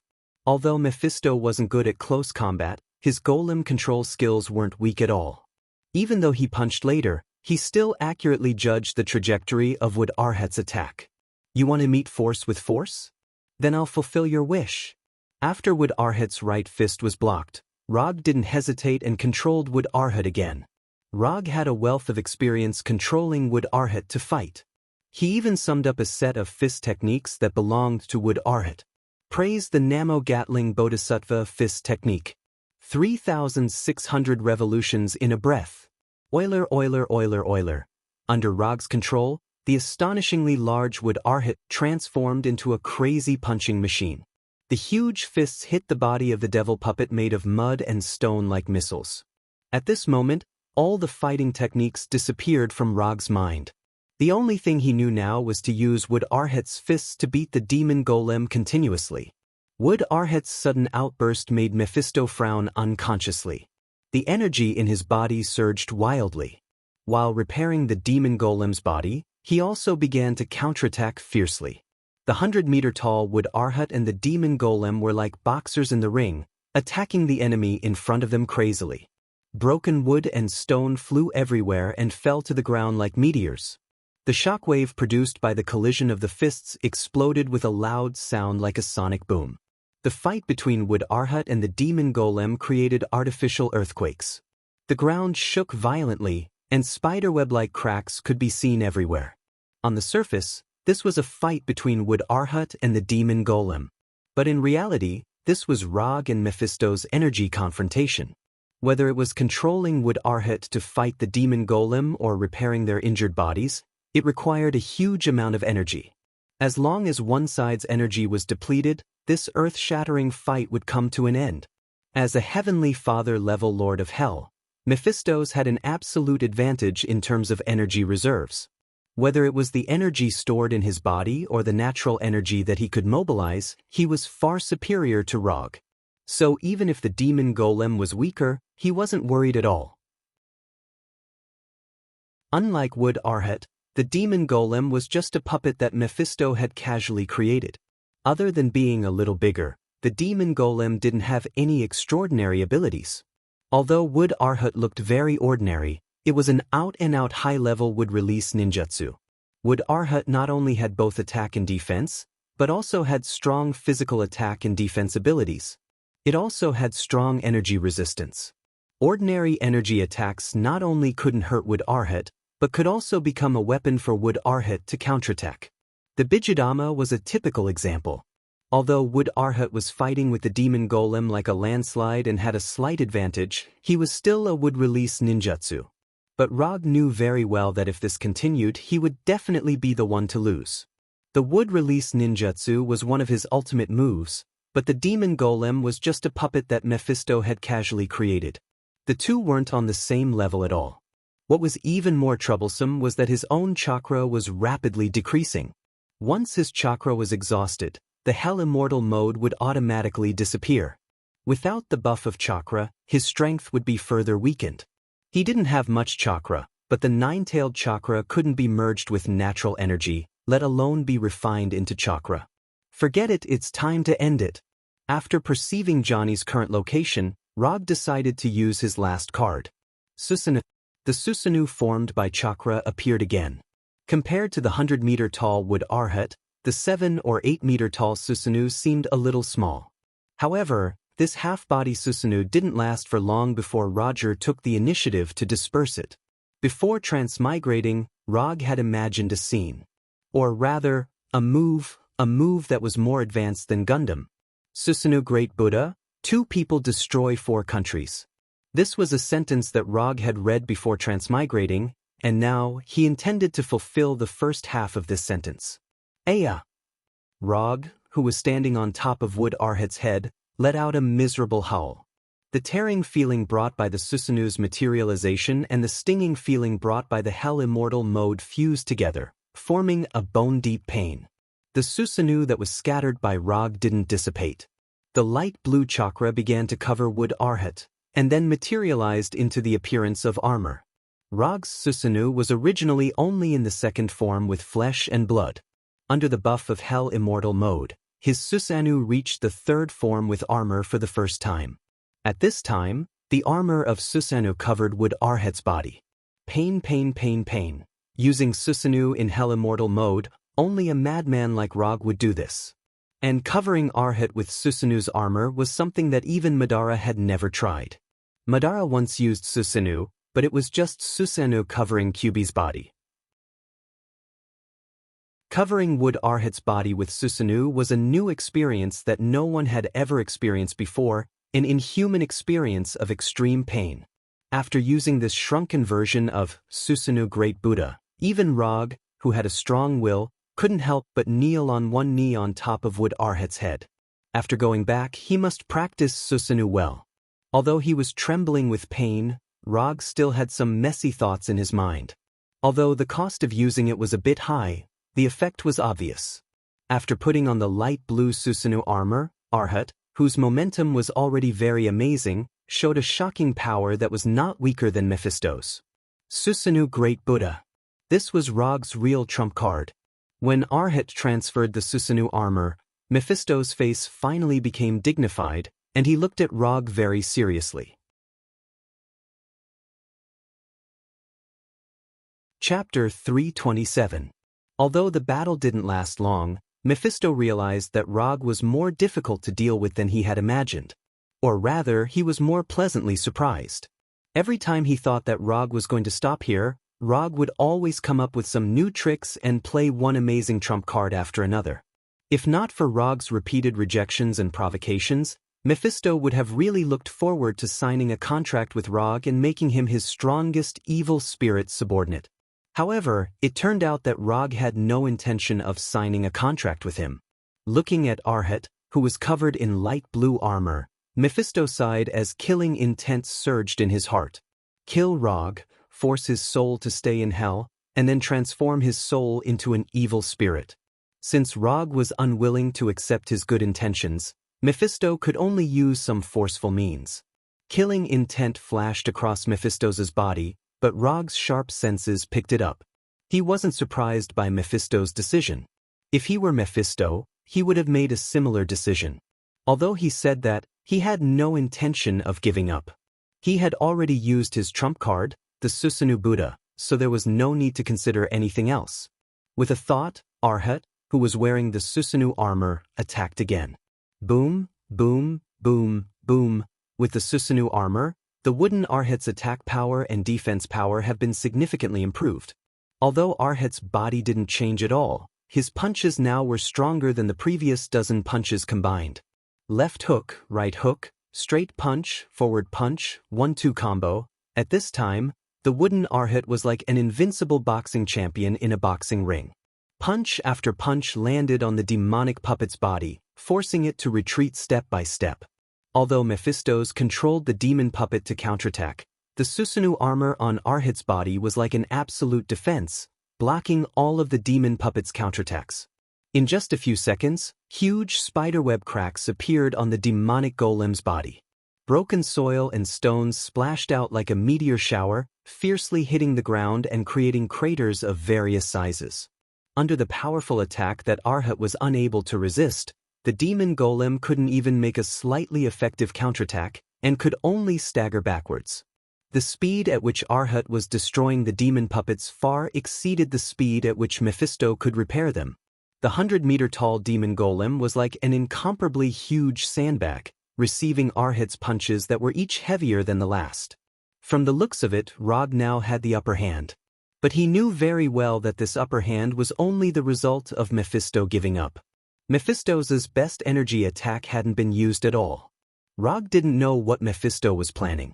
Perhaps he was using the demon puppet to exhaust his chakra, or perhaps he wanted to see how far Arhat could go. In any case, Mephisto was still standing calmly on top of the demon puppet's head, without the slightest hint of panic. Although Rog really wanted to control Arhat to kill Mephisto with one punch, he knew that this could only be a fantasy. Instead of wasting precious time on Mephisto, he might as well seize the time to deal with the demon puppet. Break for me. Taking advantage of the demon puppet's retreat, Arhat grabbed the demon puppet's arms, and with a sudden force, tore off the upper arms of the demon puppet. The two arms, which were dozens of meters long, were casually thrown by Arhat and hit the ground like meteorites, raising a huge cloud of dust. After tearing off the demon puppet's arms, Arhat didn't stop at all, and grabbed the pair of bat wings on the back of the demon puppet with both hands again. Until now, Rog still didn't know why Mephisto wanted to make bat wings for the demon puppet. A demon puppet made of mud and stone obviously couldn't fly, so this pair of huge bat wings didn't have any practical use other than making the demon puppet look more like a legendary demon. Given Mephisto's experience, he shouldn't have wasted his energy to make a pair of useless bat wings. Although he couldn't understand what Mephisto was thinking, Arhat still grabbed the demon puppet's bat wings with both hands and tore off the wings that were more than 200 meters long. At this moment, Mephisto's demon puppet was only left with its main body and head. When Rog controlled Arhat to throw away the huge bat wings in his hands, he suddenly realized that Mephisto, who was standing on top of the demon puppet's head, had a meaningful smile on his face. Not good. Years of battle experience made Rog acutely sense that something was wrong, and he planned to control Arhat to retreat some distance. However, it was all too late. When the pair of demonic bat wings were thrown to the ground, an irregular pentagonal barrier suddenly formed. The demon puppet's arms, bat wings, and torso formed the 5 fulcrums of the pentagon, and crimson energy soared into the sky. Although this pentagonal barrier wasn't very neat, it still firmly surrounded Log and the wooden Arhat. Was this Mephisto's plan? Sizing up this crimson pentagon, Rog sighed helplessly. Those who could make a name for themselves in the multiverse were indeed not easy to deal with. Mephisto seemed to be helpless against Arhat, who was wearing the Susanoo armor, but in fact, everything was going according to his plan. After trapping Rog with the pentagon, Mephisto didn't say anything and only silently raised his right hand. The next second, the sky changed color, and the entire world turned from day to night. At the same time, the natural energy in the air boiled like boiling water, and the aura of destruction and death enveloped the entire world. At this moment, Rog, who was standing on top of Arhat's head, suddenly felt like he was against the entire world. The will of hell, which had acknowledged his existence, instantly disappeared without a trace. It was as if it had never existed in the first place. The sudden phenomenon of heaven and earth also attracted the attention of the demons in every corner of hell. Johnny, who was driving the ghost motorcycle at a crazy speed, also couldn't help but stop at this moment, and turn back to look at the battlefield where Rog and Mephisto were. Could he really make it here in time? Looking at this phenomenon that almost covered the entire hell, Johnny couldn't help but worry for Rog. Don't worry, he's Rog. You just have to carry out his plan properly. Blackie's voice sounded beside Johnny. When Johnny left, Rog handed Blackie, who couldn't be put into the medium scroll, to Johnny and let him leave with Blackie. I hope so. As soon as he said that, Johnny started the ghost motorcycle again and sped off into the distance like a flaming meteor. Chapter 328.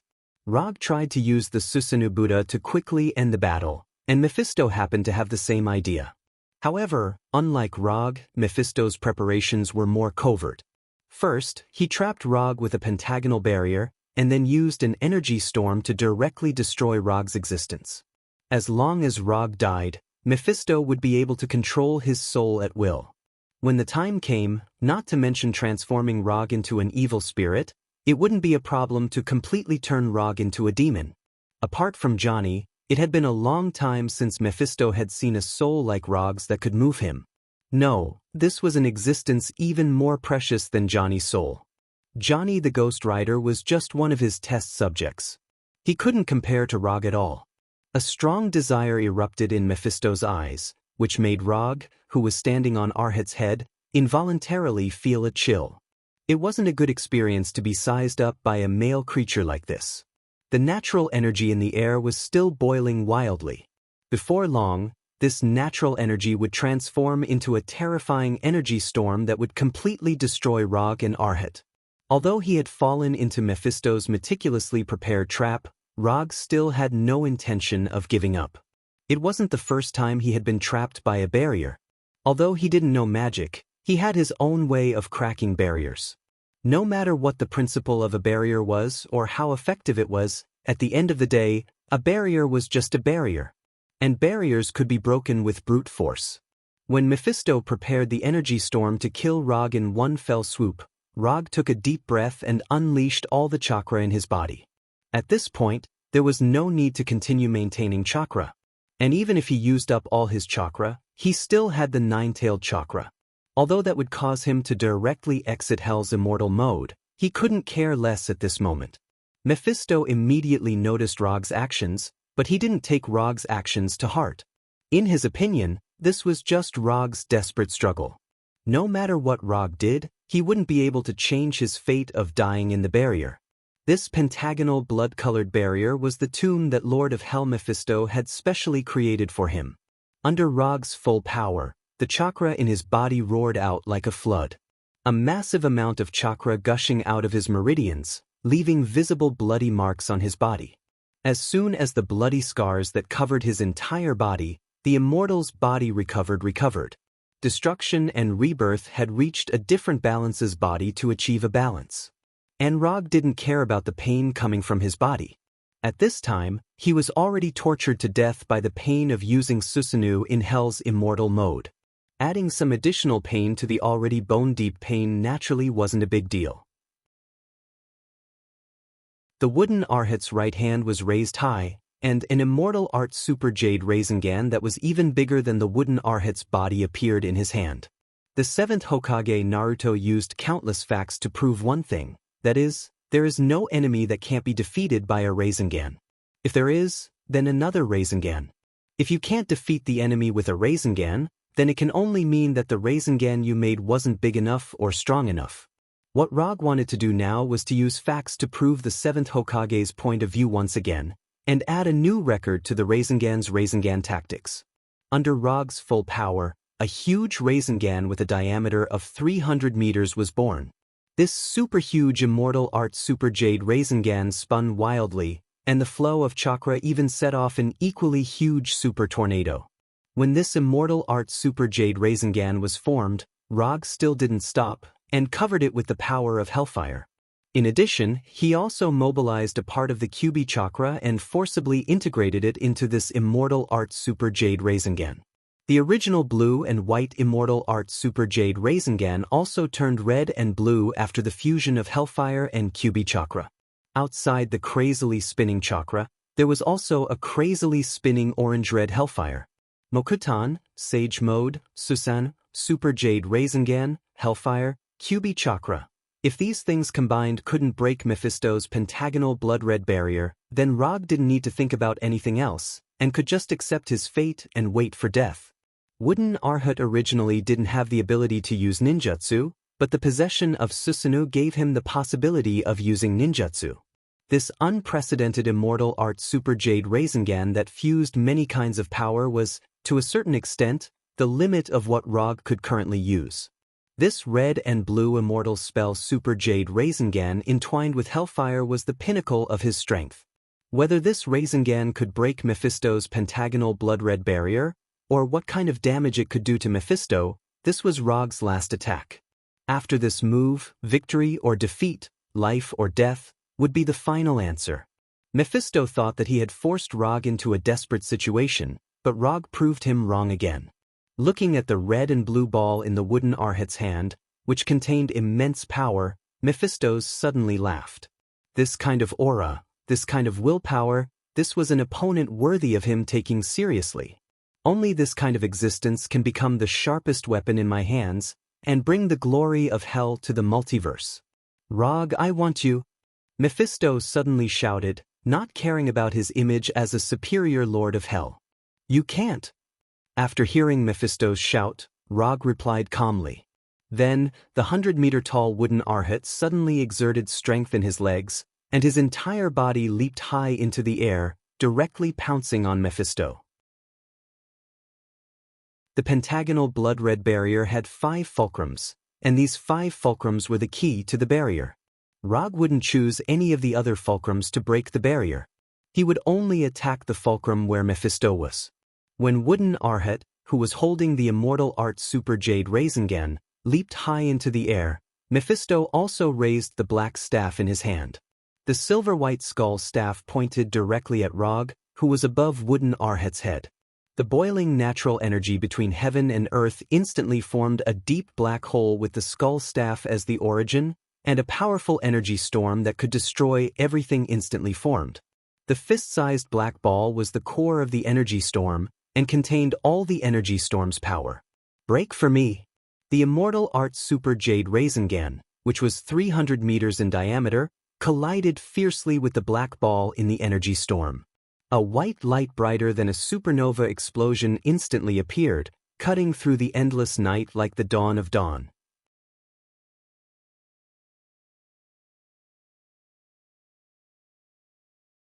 After the outcome between him and Mephistopheles was decided, he would immediately appear behind Johnny in the Flying Thunder God and return to Earth on Johnny's ghost motorcycle.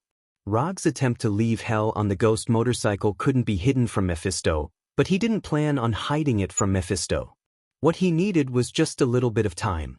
Mephisto, who was at the center of the explosion, sensed Rog's departure, but unlike what Rog had guessed, he didn't chase after them but let them leave Hell. "We'll meet again, we definitely will." Mephisto looked in the direction Rog and Johnny left with an inexplicable smile on his face. When Johnny drove the ghost motorcycle through the portal made of hellfire, Rog finally breathed a sigh of relief. This trip to Hell had finally come to an end without any mishap. Time passed in a flash. It was already the 7th day since Rog returned to the human world, which was the main universe's Earth. At this time, he was wearing a dark red classical mage robe and lying on the roof of a building, basking in the sun. He wasn't at Konoha's headquarters in Washington, nor was he in his secret nest in New York. Instead, he was in Kathmandu, Nepal. To be precise, he was in Kathmandu, Nepal at Kamardash. As for why he was here and wearing Kamardash's mage robe, it was a bit strange, but it was quite reasonable. When he and Johnny returned to Earth through the Hellfire portal and returned to US Route 69 where they had left before, Sorcerer Supreme Ancient One walked out of a glittering portal and then carried out a detailed examination of the two of them that they couldn't understand. After confirming that neither of them was possessed by a demon, nor did they bear the inexplicable curse of Hell, Ghost Rider Johnny was picked up and released by Ancient One, and Rog was caught by her to Kamardash. In front of Sorcerer Supreme Ancient One, Rog wouldn't have any power to resist, and he didn't have any thoughts of resisting Ancient One. After fighting with the Heavenly Father-level Lord of Hell Mephisto, he knew very well how big the gap in strength was between him and the Heavenly Father level. So instead of asking for trouble, it was better to obediently listen to Ancient One's arrangements. And Ancient One didn't do anything strange to him, he just took him to Kamardash and then gave him the identity of a student. After that, he stayed in Kamardash until today. Except for 3 days ago, Sorcerer Supreme Ancient One let him experience the existence of the multiverse. Ancient One disappeared again. As for where Ancient One went, he didn't know, and neither did the people of Kamardash. "Rog, Teacher Ancient One is back. She wants you to go over now." Just as Rog was about to fall asleep under the warm sun, Sorcerer Modu's voice came over, interrupting his unstarted nap. Sorcerer Modu, one of the disciples of Sorcerer Supreme Ancient One. In fact, every sorcerer in Kamardash can be regarded as a student of Ancient One, but there are only a few who can be personally taught by Ancient One. Sorcerer Modu is one of the few people who were personally taught by Ancient One. "Okay, I'll go over now." Because it was in Kamardash, Rog did not use the usual quantum transmission, but walked over step by step. As before, Sorcerer Supreme Ancient One sat in the hall he usually used, tasting Nepalese tea with honey. "Ancient One, are you looking for me?" Rog asked as he bowed slightly to the sitting Ancient One. "Have a seat, it's time to talk to you today." Ancient One, wearing a bright yellow robe, pointed to the chair opposite him with the folding fan in his hand and said in a kind tone, "Thank you." After taking the teacup handed over by Ancient One, Rog thanked him. After waving everyone else in the hall to leave, Ancient One spoke again. "You have also lived in Kamardash for a while. Can we talk about your past now, Rog from another world?"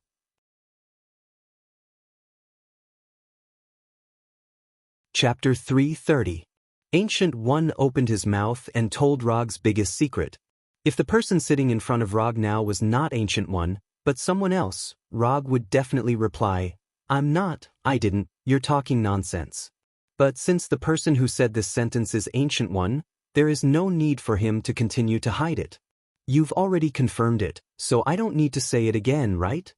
Like Ancient One, Rog at this time also has a calm look on his face, quite like a dead pig that is not afraid of boiling water. As the main pillar that guards the main universe Earth from the invasion of other multiverse creatures, Ancient One's attitude towards foreign creatures has always been quite tough. Despite Ancient One's amiable appearance, when dealing with visitors from another world, her approach is comparable to Hulk in an angry state. In the past few days, I did use the time stone to confirm your origin, and at the same time, I also checked your future. Speaking of this, Ancient One took a sip of the honey tea in his hand, and then continued. Even the time stone can only be traced back to the day you appeared in New York. As for your previous experience, it is an eternal nothingness. Compared with your empty past, your future is much more exciting. Hearing this, Rog also raised a strong curiosity, curious about what kind of future Ancient One saw. Can I ask about the future you saw? I don't mind if you spoil my future in advance. Although the future is not static and every decision made now may affect the future outcome, Rog still wants to know what kind of future Ancient One saw. Of course, although your future has tens of millions of endings in the final analysis, it can basically be summed up into two categories. If it was any other time, Ancient One would never talk about the topic of the future with people, let alone tell them what he had seen. However, Rog, who is sitting in front of him now, is an exception, the only exception. As for whether this is related to Rog's identity as a traveler, only Ancient One himself knows. The first kind of ending is you die. After hearing Ancient One's answer, Rog was stunned for a moment before he reacted. Ancient One definitely doesn't mean that he died normally. After all, he can't have eternal life. Since it wasn't a natural death, the answer was obvious. With his personality and the suicidal thoughts he had from time to time, he must have died in some battle, at the hands of some person or existence. May I ask who killed me the most? Slayer Lord. Ancient One gave an answer that he had expected. However, he was curious about one thing. If he remembered correctly, Thanos, who didn't collect all the Infinity Stones, would only have the strength of Yation's father level. If Rog's judgment was correct, his current strength should also be at the level of an inferior Heavenly Father. He was slightly stronger than the Earth's God level, but weaker than the Heavenly Father level, so it was not an exaggeration to say that he was a lesser Heavenly Father level. He now has control of the Reality Gem, so when he faces Thanos in the future, he will not face Thanos who has collected all the Infinity Gems. A Thanos who hasn't collected all the Infinity Stones is actually the one who has killed him the most times, which is a bit interesting. What about the second kind of future? Rog didn't ask how he died in the hands of Thanos, because it didn't make any sense. A misjudgment in the battle may lead to his own death, and there will be a lot of future extensions, so there is no need to ask. You should have an answer to the second kind of future long ago. After all, this is your goal all along. You have become a god. You have become the god of ninjas who is famous in the multiverse. Starting from human beings, you have ascended the throne and become a true god. I don't know why, ascending the throne, which sounds very awesome, when said by Ancient One, is like congratulating you on your graduation, it seems so ordinary. I understand, my future is either to become the god of ninjas, or to die on the way to becoming a god. Anyway, there won't be any ordinary ending. It's pretty good, at least the whole life looks quite wonderful. Sorcerer Supreme Ancient One didn't tell Rog's future in advance. It was better to let him understand the real choice in his heart. Your future, I spoiled it to you in advance, so shouldn't you introduce your past? Equivalent exchange. Although Ancient One is not an alchemist, there are some principles that are common to both mages and alchemists. I am indeed not from this world. The reason why I came here is actually an accident. According to the plan, the world I should go to is a ninja world. For some reason I don't know, I came here and became a ninja. You should know the next thing, so I won't say much. Rog briefly explained why he had transmigrated to this world. Although this explanation seems to say nothing, it is the truth. Thank you for your honesty, although I don't know what kind of world the ninja world you are going to is, but since you are here, this may be the real arrangement of fate for you. It's rare for you to come to Camartage, so learn a few spells by the way and go back. After all, you are still my student. Rog almost didn't keep up with Ancient One's thoughts. He thought that Ancient One would let him go after confirming his origin and his harmlessness. Then it would be impolite for me to refuse. Although he didn't know what Ancient One was thinking, since Ancient One didn't mind, he certainly wouldn't mind. He was still very interested in Camartage's magic. In the following days, Rog officially began to learn Kamartaj's magic as a student of Ancient One. Then, he finally figured out a question that he had wanted to know the answer to for a long time. Sharingan can't copy magic. Although Kamartaj's magic doesn't need to be recognized by some existence to learn it, before casting magic, it needs to collect energy from other spaces in the multiverse, and then cooperate with spells or gestures to cast it smoothly. Sharingan can copy the spells and gestures when casting magic, but the energy that drives magic, that is, magical power, Sharingan can't do anything. Ordinary magic can be cast as long as one has magical power, but there is some special magic that requires the approval of the corresponding existence to cast, such as some white magic in the system of the Wei Shan Emperor. The Sorcerer Supreme didn't teach Rog too many complicated magic. Basically, he gave him a few common magic of Kamartaj: portal, mirror dimension, ring of Lagador, astral projection. Although the number is not much, Rog is very satisfied. After all, his job is a ninja, not a sorcerer.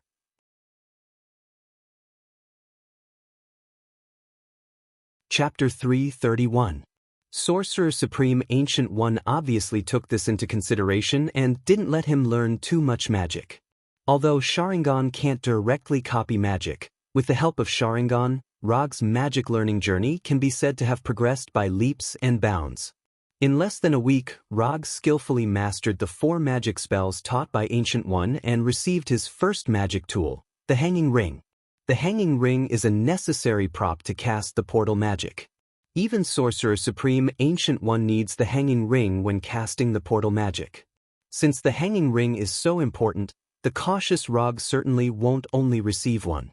Under the puzzled gaze of Modu, Rog directly applied for 5 hanging rings and added the Flying Thor technique to each hanging ring. Only a cautious ninja can become the god of ninja. Ancient One originally arranged other magic tools for him, but he didn't know if it was because he wasn't a pure sorcerer, but he didn't get any of the magic tools. Especially the floating magic cloak that he was very interested in, he rejected it without even thinking about it. Well, it seems that this cloak with the ability to fly and self-consciousness is destined to belong to Dr. Strange. After living and studying in Kamartaj for a month, focusing on some knowledge about magic and the multiverse, Rog left Kamartaj and used the portal magic to return to Konoha's headquarters in Washington. Before leaving Kamar, he thought about it seriously and finally told Ancient One about the possibility that Cassius might fall into the arms of Dormammu. Everyone has their own destiny, just like you came to this world. For Cassius' future, Ancient One only replied to him with an ambiguous sentence. Since Ancient One said so, Rog naturally didn't continue to worry about anything. He said goodbye to Ancient One and Modu and returned to Konoha. Although it hasn't been long since he left Konoha, when he walked out of the golden portal, he suddenly felt like he had returned home. After letting Hinata inform the news of his return, Rog returned to his office, leaned back in his chair, and sighed. After fighting Mephisto, the Lord of Hell, he finally understood the difference in power between him and a heavenly father. His fight with Mephisto seemed to have ended in a draw, but he knew that he had already lost. That unprecedented immortal spell, Super Jade Rasengan, was the limit of his current power, and the core of the energy storm created by Mephisto was obviously just an ordinary ultimate move. If he hadn't immediately left Hell on Johnny's ghost motorcycle, he would have been the one to die in the end. Aside from figuring out the difference in strength between himself and the Heavenly Father tier, his other gain was that he had roughly deduced the limits of the system. Without adding in other factors, the Heavenly Father level should be the limit that the system could reach. In other words, the Immortal of the Six Paths had the power of a Heavenly Father. If he wanted to break through the Heavenly Father level and obtain universe level or multi-universe level power, he had to create his own path of ninja based on the foundation provided by the system, which was different from Sennin Rikudo's path of ninja.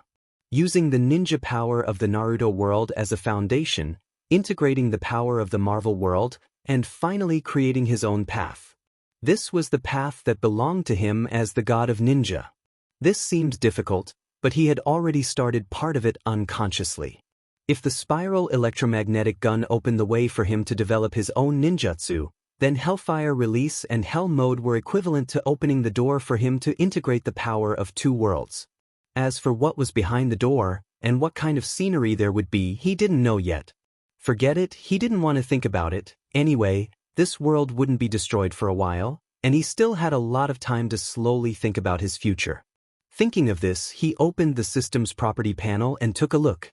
Unspent ninja coins, 230. Johnny's commission was judged to be completed by the system, and the corresponding ninja coins reward has been sent. Looking at his current unspent ninja coins, and looking at the various icons on the exchange page, he closed the system with some helplessness. I'm still too poor. Work hard, work hard.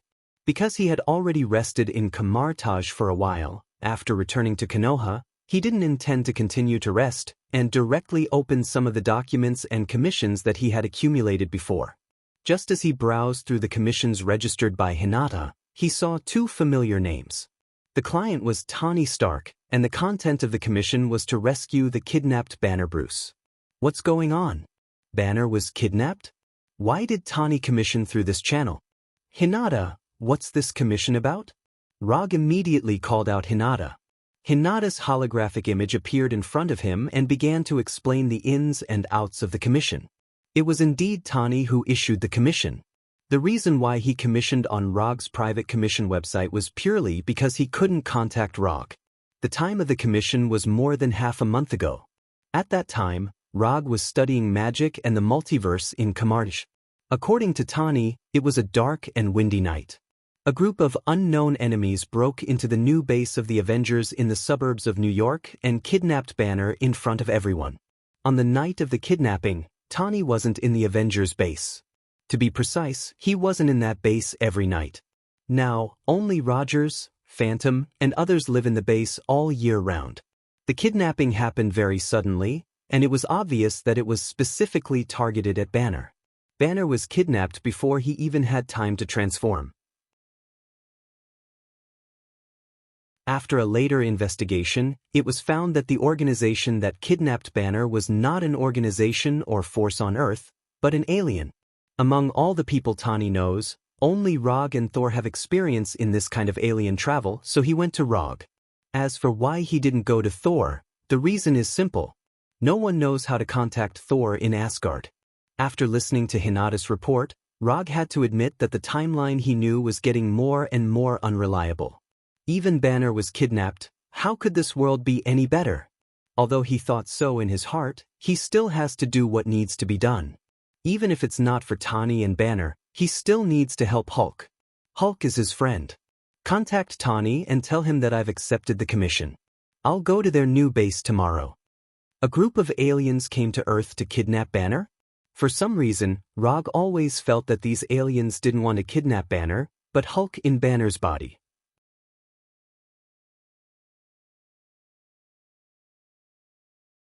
Chapter 332.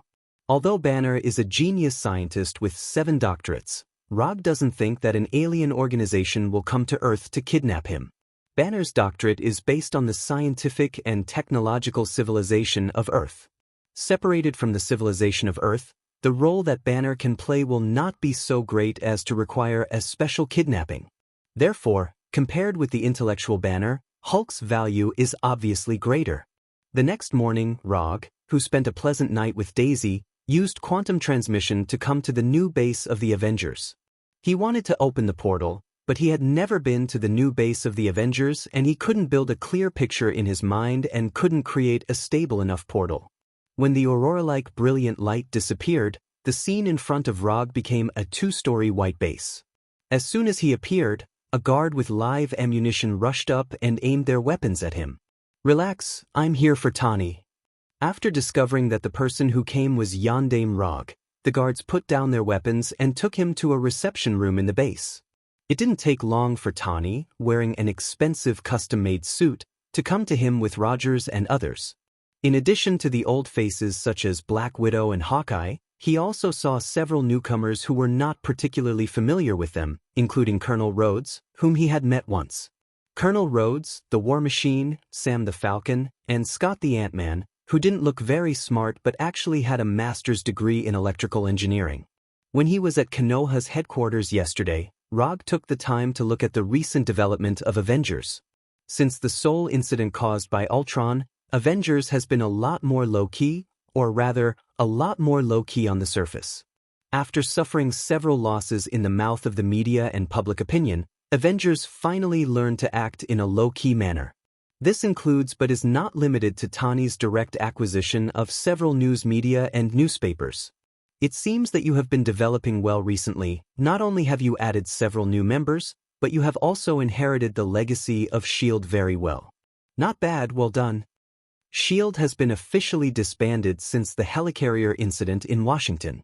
Most of the intelligence network and intelligence personnel were absorbed by Konoha, while the operational personnel and logistics support were absorbed by the replicas. In a sense, S.H.I.E.L.D. was dismembered by Konoha and Fu Lien. The guards just now had a very obvious S.H.I.E.L.D. style. If nothing unexpected happened, they should be former S.H.I.E.L.D. agents. Enough with the pleasantries. Banner has been kidnapped for more than half a month. We need to rescue him as soon as possible. None of us have any experience in extraterrestrial operations, so if you don't mind, I hope you can lead the rescue team this time. Tani sat on the sofa opposite Rog and said with a serious face. Obviously, before Rog arrived, the Avengers had already communicated in advance. Just by looking at their current attire, one could tell that they were ready to set off at any time. Except for Tani and Colonel Rode, who did not wear Iron Man armors, everyone else was basically dressed for action. Of course, Illusions were an exception. The clothes on Illusions were all changed by him, so things like operational attire have no meaning to him. Well, I'll interrupt you for a moment. You may be underestimating the danger of extraterrestrial operations. To put it bluntly, all of you here, except for Illusions, don't have the ability to act on extraterrestrial planets. Rog was not deliberately attacking the members of the Avengers, he was just telling the truth. Let's not talk about whether you have a spaceship or not, just the strange natural environment on an extraterrestrial planet may kill you. Although not every planet is unsuitable for human survival, but to be honest, the human body is really fragile. On the Earth, this may not be obvious, but once you leave the Earth and face an extraterrestrial race, this will be particularly obvious. So my suggestion is that I will go alone to rescue Banner. As soon as Rog finished speaking, there were several objections on the opposite side. Among them, the most intense objection was not from Tani, nor from Captain America, but from Black Widow Natasha. Of course, Tani and the others also considered what Rog said. For this reason, Tani also specially designed equipment to fight in an extraterrestrial environment. It's just that they haven't really left the Earth after all, so they haven't considered many situations. And more importantly, Rog obviously doesn't want to take so many people to rescue Banner. After a few minutes of internal discussion, Tani finally gave their reply. We may not be suitable for extraterrestrial operations, but Illusions doesn't have any concerns in this regard. He can go with you. Although Illusions looks like a human being, he is not a real human being after all. No matter how harsh the environment is, Illusions can survive. In their internal plan, Illusions is also the first choice for this operation. However, their proposal was directly rejected by Rog. Illusions won't work. Taking Illusions to rescue Banner will only increase the difficulty of the rescue. Why? It was not Tani who asked, but Rogers of the American team. The reason is very simple. There is a very powerful madman in the universe who is collecting Infinity Stones, and the one on Illusion's head happens to be one of the targets. Letting Illusions with Infinity Stones appear in the universe is no different from taking the initiative to deliver the goods. Rog explained briefly. Although he is not particularly afraid of Thanos now, he doesn't want to deal with a difficult enemy like Thanos in the process of rescuing Banner. It's not appropriate for you to rescue Banner alone. Banner is a part of the Avengers anyway, and we must have someone to go with you.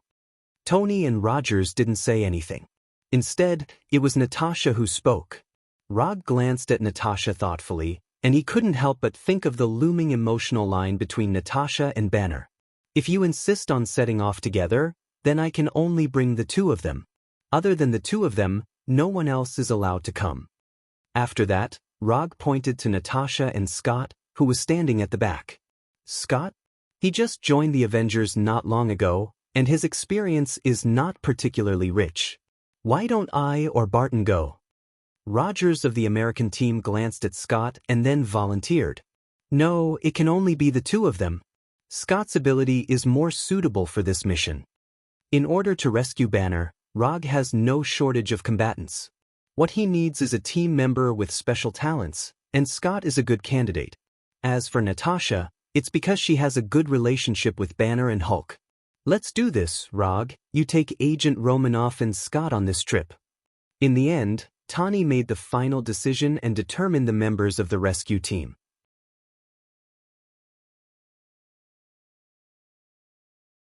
Chapter 333.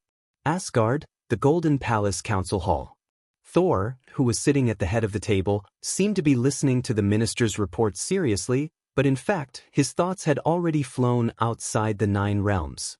Since Thor's mother, Odin's queen, Frigga, passed away, Odin was no longer in charge of Asgard and the specific affairs of the 9 realms. All the government affairs were handed over to Thor. Although Thor hadn't officially inherited the throne of Asgard, what he did was no different from the king of Asgard. Asgard was as calm as ever, and the contents of the minister's reports were mostly related to civil affairs. Except for some sporadic war reports from Warnerheim, the entire 9 realms could be said to be peaceful. After listening to the minister's reports for several hours, Thor passed some of the policies proposed by the ministers, and also shelved some new policies that he didn't think were necessary for the time being. When he was the only one left in the magnificent council hall, Thor leaned back on the golden chair and sighed tiredly. After really taking over the government affairs, he found that it wasn't easy to become a qualified and respected king. For him, it was dozens of times more difficult than fighting the flame giant Surtur alone in Muspelheim. If it weren't for Loki's paranoid personality, he would have thought of giving the throne to Loki. But this thought only lingered in his mind for a few minutes before it was completely thrown to the back of his mind. Thor, who was leaning back on the chair, closed his eyes and enjoyed this rare time of relaxation. He summoned Thor's hammer, Mjolnir, that he hadn't waved for a long time, and waved it casually in his hand. Half an hour later, he had to inspect the barracks and set new assessment standards for Asgard's palace guards. I really want to fight. Since returning from Svartalfheim, the kingdom of the Dark Elves, he hadn't engaged in any battles, and he didn't even fly with Thor's hammer more than a few times. Just as he was considering whether to include himself in the list of assessment instructors for the palace guards, the door of the council hall was pushed open. 2 adult males, firm steps, reasonable strides, stable frequency, good skills.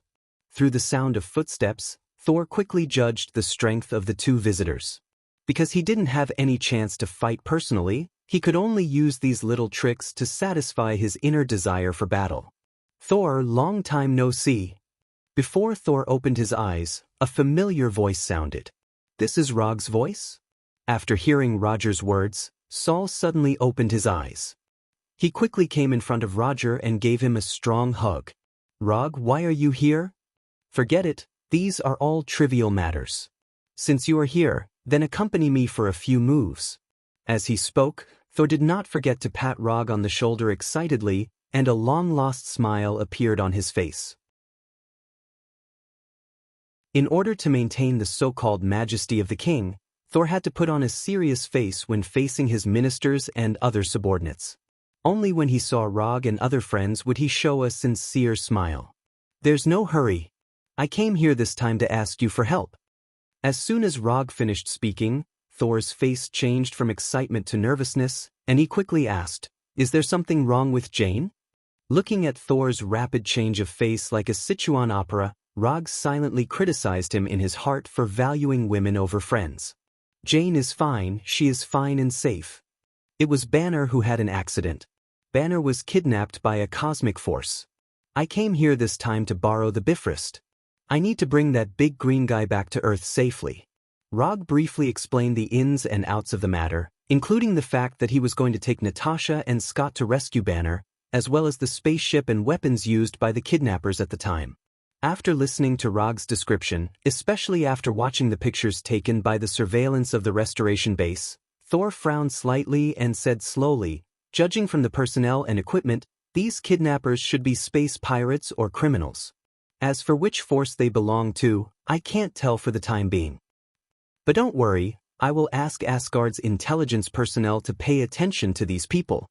Once I find anything, I will inform you immediately." After that, Thor pulled Rog and left, and without saying a word, they came to a training ground in the Golden Palace. "I can lend you Bifrost, and I will ask Heimdall to assist you. But in return, you will have to fight with me." As soon as his voice fell, Thor's hammer Mjolnir flew into Thor's hand. After a fierce silver-white lightning, Thor, wearing armor and a red cloak, returned. Without any hesitation, Thor raised the Thor's hammer in his hand and directly attacked Rog. More than 20 minutes later, Thor, with a bloody nose and a swollen face, lay in the messy training ground with a satisfied look on his face. He had an indescribable sense of satisfaction. Rog, who was fighting with him, was not much better. His hair was messy, he was sweating profusely, and his right arm couldn't stop trembling. Although he and Saul did not use any powerful moves, it was just a simple exchange of punches and kicks and fighting skills. But with their amazing physique and strength, they still destroyed the training ground. The surrounding walls and floors shattered, and gravel scattered all over the ground. You are becoming less and less like an earthling. Your physical strength is stronger than the palace guards. I am now beginning to wonder if you are a pure earthling. Saul was able to make such a clear judgment because it was mainly a contest of physical strength. The opponents I have faced recently are some inhuman monsters, so I strengthened my physical strength training. Although that was the case, what really caused Rog's physical fitness to improve by leaps and bounds was the further development of the immortal body. Now, even if he didn't deliberately use his monstrous strength, he could easily crush rocks several meters wide. Casually breaking walls and steel plates was as simple as breathing for him. "Sorry, I can't leave Asgard for too long now. I can't go with you to save Banner. But don't worry, as long as you need Asgard's help, Asgard will be your strongest backing in this operation," Thor said with an apologetic look on his face. "It's okay, I'm very satisfied that you let me use Bifrost." Because Thor still had a lot of official business to deal with, Rog didn't continue to disturb him and returned to the restoration base through Bifrost. He wanted to use the portal to return to Earth, but he soon found that using the portal spell from Earth to Asgard had consumed most of his magical power. After coming out of the rainbow-like teleportation beam, Rog didn't let Heimdall wait for too long and immediately took Natasha and Scott to Asgard. Then, he directly teleported from Asgard to the land of nothingness. Rog didn't accept the spaceship and Asgard gold coins specially prepared by Thor, because this time, he intends to use a barbaric way to complete this commission. Commission content: bring Banner back to Earth. Commission status: incomplete. Commission reward: 300 ninja coins.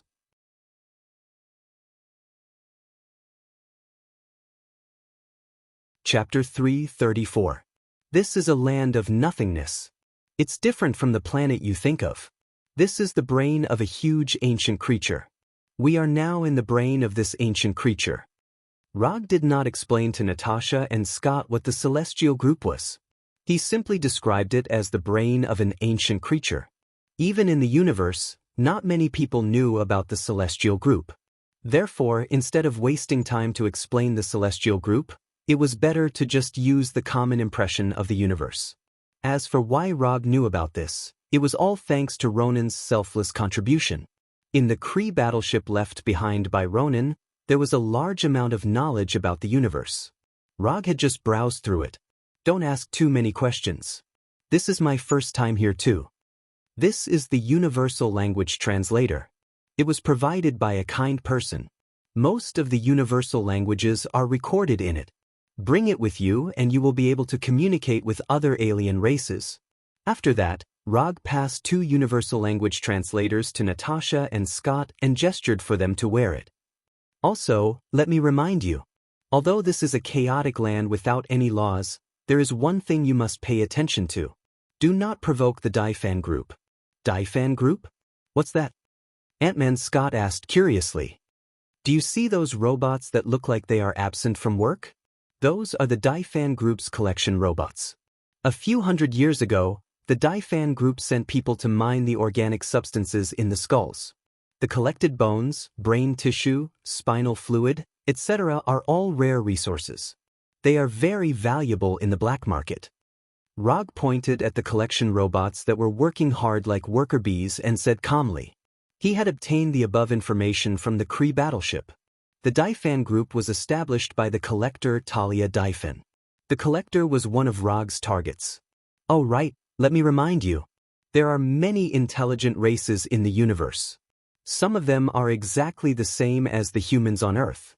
However, they are not from Earth. After hearing Rog's reminder, Natasha and Scott nodded silently. Then, they continued to observe this magical place that was like a sci-fi city.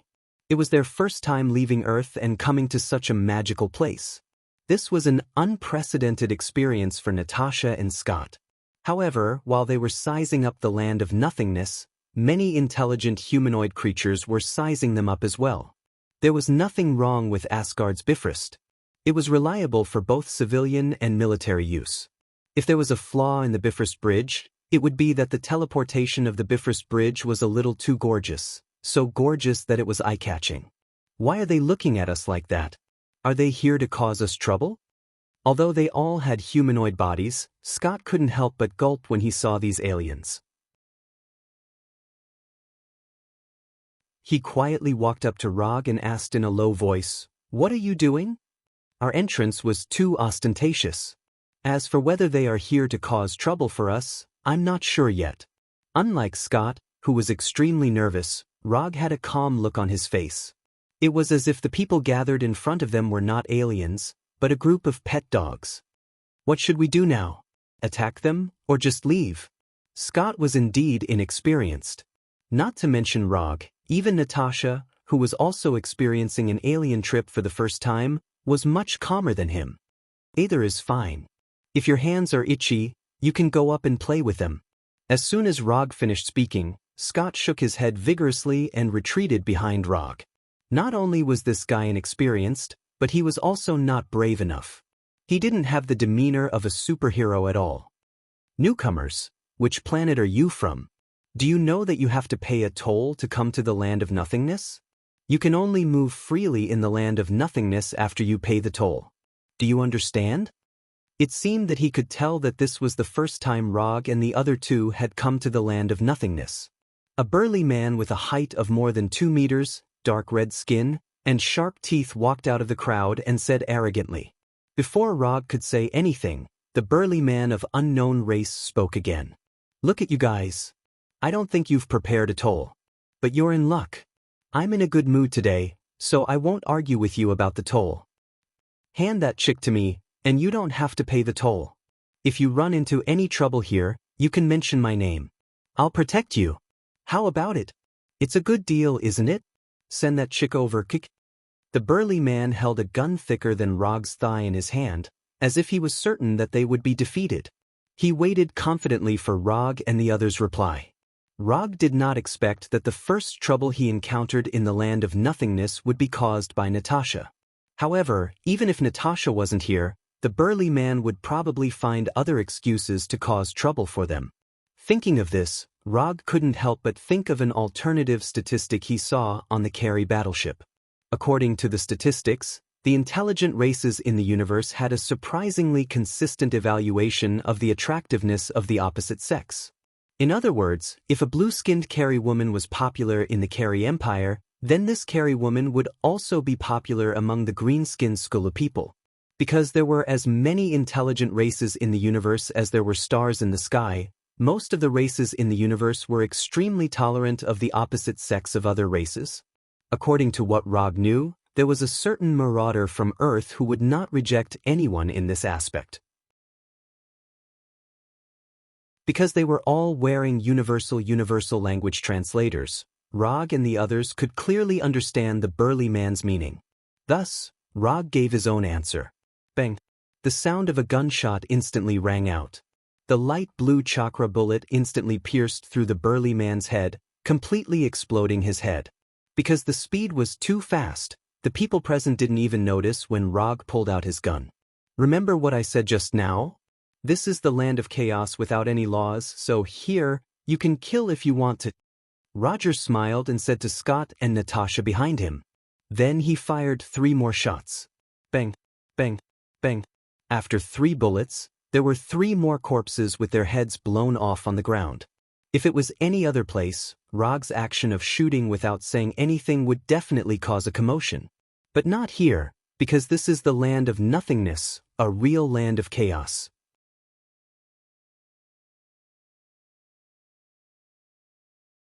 Chapter 335. Collector Talia Divan was a famous existence in the universe. His obsession with collecting had reached an incomprehensible level. The collector was one of the oldest life forms in the universe, and he was also a member of the Council of Elders of the universe. No one knew how long he had lived, just as no one knew what kind of power he had. The only thing people knew was that no one could forcibly take his collection from the collector. Anyone who tried to rob the collector's collection, without exception, all disappeared.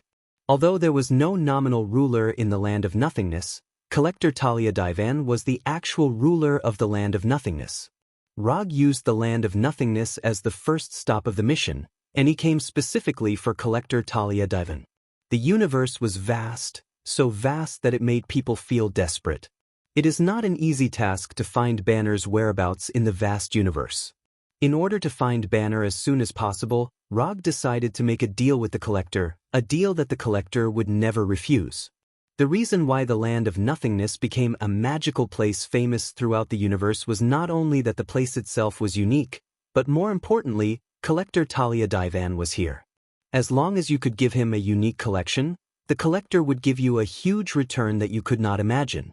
Money, power, strength, weapons, resources, even an entire planet. As long as you wanted it, the collector could satisfy you. To some extent, the collector was like the spirit of the wishing lamp. As long as you could satisfy him, he could fulfill your wish.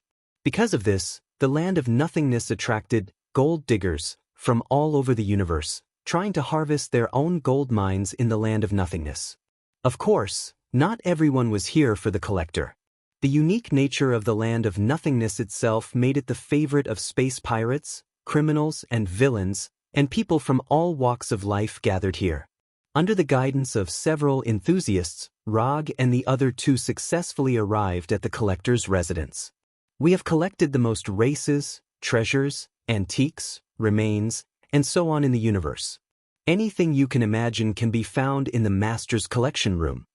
An alien maid wearing a short white maid uniform with wine-red skin confidently introduced to Rog and the other 2. Rog didn't agree with the maid's introduction. At the very least, he knew that there were a few collectors who wanted to get their hands on this treasure, but they never got their hands on it. For example, the Infinity Stone. Coincidentally, in the original timeline, the Reality Stone was handed over to the collector by Asgard. But because of his appearance, the Reality Stone was intercepted and fell into his hands. Although he came to do business with the collector, he had no intention of handing over the Reality Stone. If he wanted to impress the collector, other things besides the reality gems would also work. For example, the Northern Cold Saber that was modeled after the Black Death Sword, which was Xianxia. Or maybe he was the only one in the entire universe who could make ninjutsu bullets. The key to moving collectors had never been their value, but whether or not they were rare enough. Now, let us welcome the great collector, Talia Divan. The maid who led the way used exaggerated movements and tone to introduce the collector to Rog and the other 2. Following the maid's voice, a middle-aged man with a head full of white hair and strange clothes slowly turned around and walked in front of Rog and the other 2. Tsk, let me see, 3 rare earthlings. The collector Talia Divan glanced at Rog and the other 2. He then took off his strange glasses and focused his gaze on Rog. When the collector said rare, he didn't mean that earthlings were rare, but that earthlings rarely appeared in the universe. Not to mention intergalactic voyages in the universe, the Earth civilization couldn't even travel to planets in a reliable way. Therefore, to other space civilizations, Earthlings who hadn't mastered the technology of intergalactic travel were considered to be a backward civilization. Because of this, Earthlings rarely appeared in the universe. I wonder what kind of collection you 3 rare Earthlings have brought me. If it's too ordinary, I'll be angry. The collector's mental state seemed to be a bit abnormal, but this was his normal state. I believe you will like this. As soon as the voice fell, Rog took out a rectangular box from the summon scroll. Whether it was Blackie or ninjutsu bullets, Rog didn't plan to trade them. Although Blackie is unique, he doesn't have the habit of trading his partners. And ninjutsu bullets may not be enough to tempt the collector. After all, ninjutsu bullets can be mass-produced. In order to impress the collector and successfully obtain information about Banner, he deliberately spent 20 ninja coins and exchanged a branch of the god tree from the system. When Rog opened the metal box and took out the branch of the god tree that was more than 1 meter long, the collector's face suddenly changed, and his right hand reached out uncontrollably to the branch of the god tree. Before Rog could introduce the branch of the god tree in his hand, the collector grabbed it and carefully looked at it. It wasn't until 2 or 3 minutes later that the collector reluctantly looked away and slowly said, "What kind of plant is this? Where did you get it?" "I can only tell you that this is a special tree called the God Tree. This is a branch of the God Tree that I got by chance. As for the rest, I have no comment." Although facing the collector, who is famous in the universe, Rog still has no intention of revealing his secrets. He came here to make a deal, not to make a confidant. "Tell me, what do you want to exchange this branch of the God Tree for, wealth or power?" The collector looked at Rog with a serious expression and said, "That's right." Since Rog doesn't want to say it, he won't force anything. He is a collector, and collecting rare existences is his interest. He is not interested in secrets. "I want to know the whereabouts of this person, or the whereabouts of this group of kidnappers." Rog handed the tablet that he had already prepared to the collector. "No problem, I will give you accurate information in 7 Earth days." The collector didn't take the tablet handed over by Rog, but let the maid next to him take it. Except for those rare existences, he doesn't want to take anything. Although the collector doesn't know who Rog is talking about, it won't be a problem for him. Even if the person Rog is looking for is one of the 5 gods of creation of the universe, the collector will give him accurate information. It's just that the time needed for the investigation is not as simple as 7 Earth days.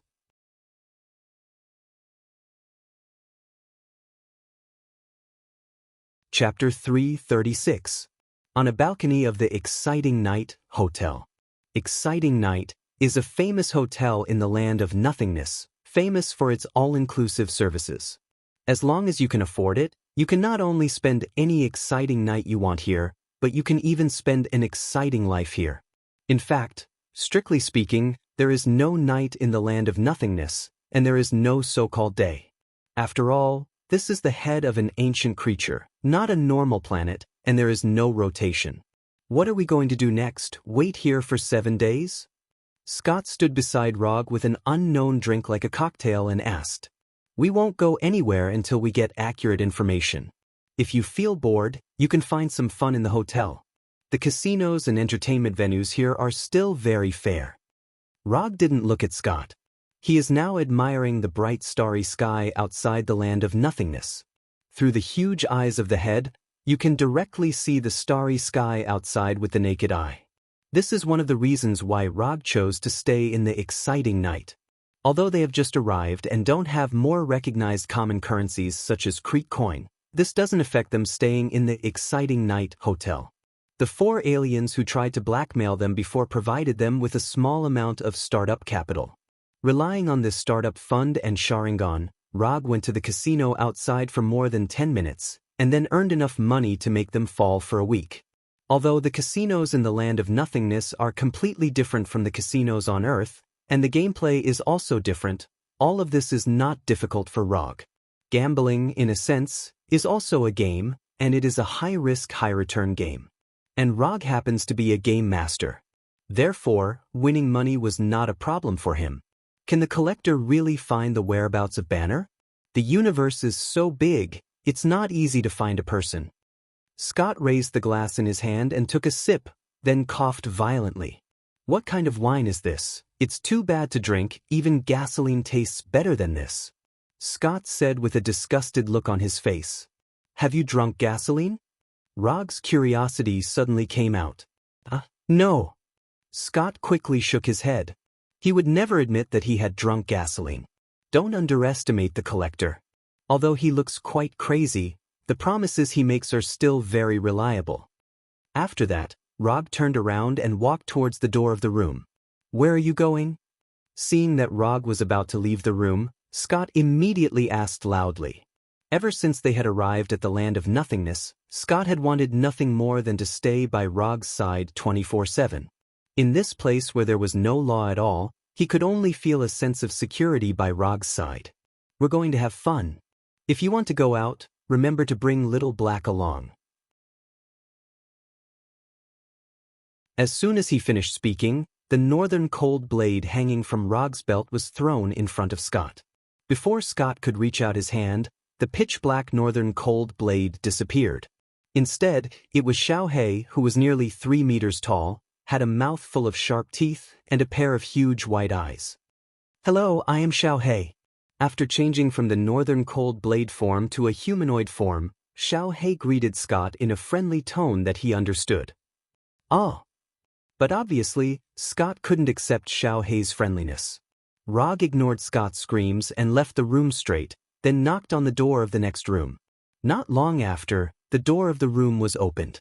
The person who opened the door was none other than Black Widow Natasha, who was wearing a special black combat uniform that vividly displayed the curves of her body.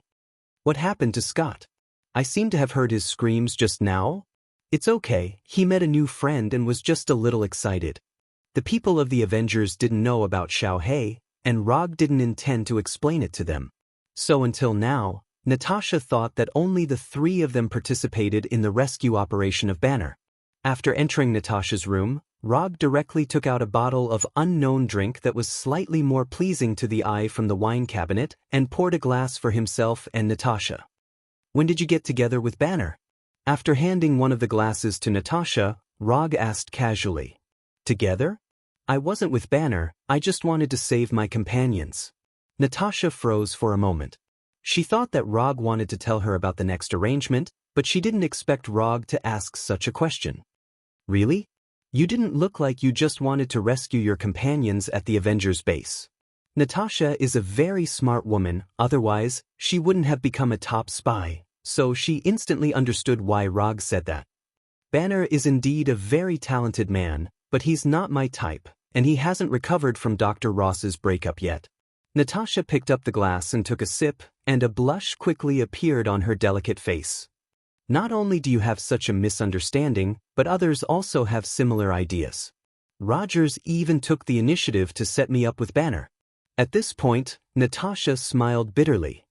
Wait, the person you like is not Banner, then it can't be Hulk, right? Do you like Hulk? Rog knows that there is some kind of emotional thread between Natasha and Banner. After all, this is the case in the timeline he knows. But now it is clear that the development of things is completely different from what he remembers. Natasha doesn't like Banner, but she likes Hulk. This development trajectory is a bit out of the ordinary. However, after thinking about it carefully, this wasn't something impossible. Although Hulk is very different from normal people, in a sense, Hulk is also a good man. No, I don't like Hulk either. Also, put away those dirty thoughts in your mind. Natasha is worthy of being an experienced top spy. Although Rog hasn't said anything yet, Natasha can see what he is thinking at a glance. Ahem, I'm a gentleman. I won't have any inappropriate thoughts. No, you don't like Banner and you don't like Hulk, then why are you so nervous? This is not the mental state a qualified spy should have. Rog soon found the blind spot. Are there only these animal instinctive thoughts left in your men's minds? I have carried out several missions with Hulk. In the process of carrying out the mission, I found that Hulk is not as barbaric and violent as people think. He doesn't like to use violence, and he doesn't want people to be afraid of him, but no one has ever cared about what he thinks. Everyone thought of Hulk as a powerful barbarian warrior, but they never thought about what Hulk wanted. Hulk is lonely, he also wants friends, he also wants someone to really care about him, not treat him as a weapon, a tool. Hulk has mentioned you many times in front of me. He said that you are his friend. You will eat barbecue with him. You will teach him fighting skills. He said that you will teach him a top martial art called Hashiman Tanku in the future. He doesn't know why, but after listening to Natasha's words, two thoughts suddenly emerged in Rog's mind. The first is that Natasha seems to have an inexplicable motherly love for Hulk. The second was that Hulk, this little guy, actually really remembered what he had said before. After the commission is completed, he will try to teach Hulk the Hashiman Tanku. Since Hulk regards him as a real friend, Rog will naturally live up to Hulk's expectations. And he also wants to see if Hulk, who has practiced the Hashiman Tanku, can kick out the legendary ending.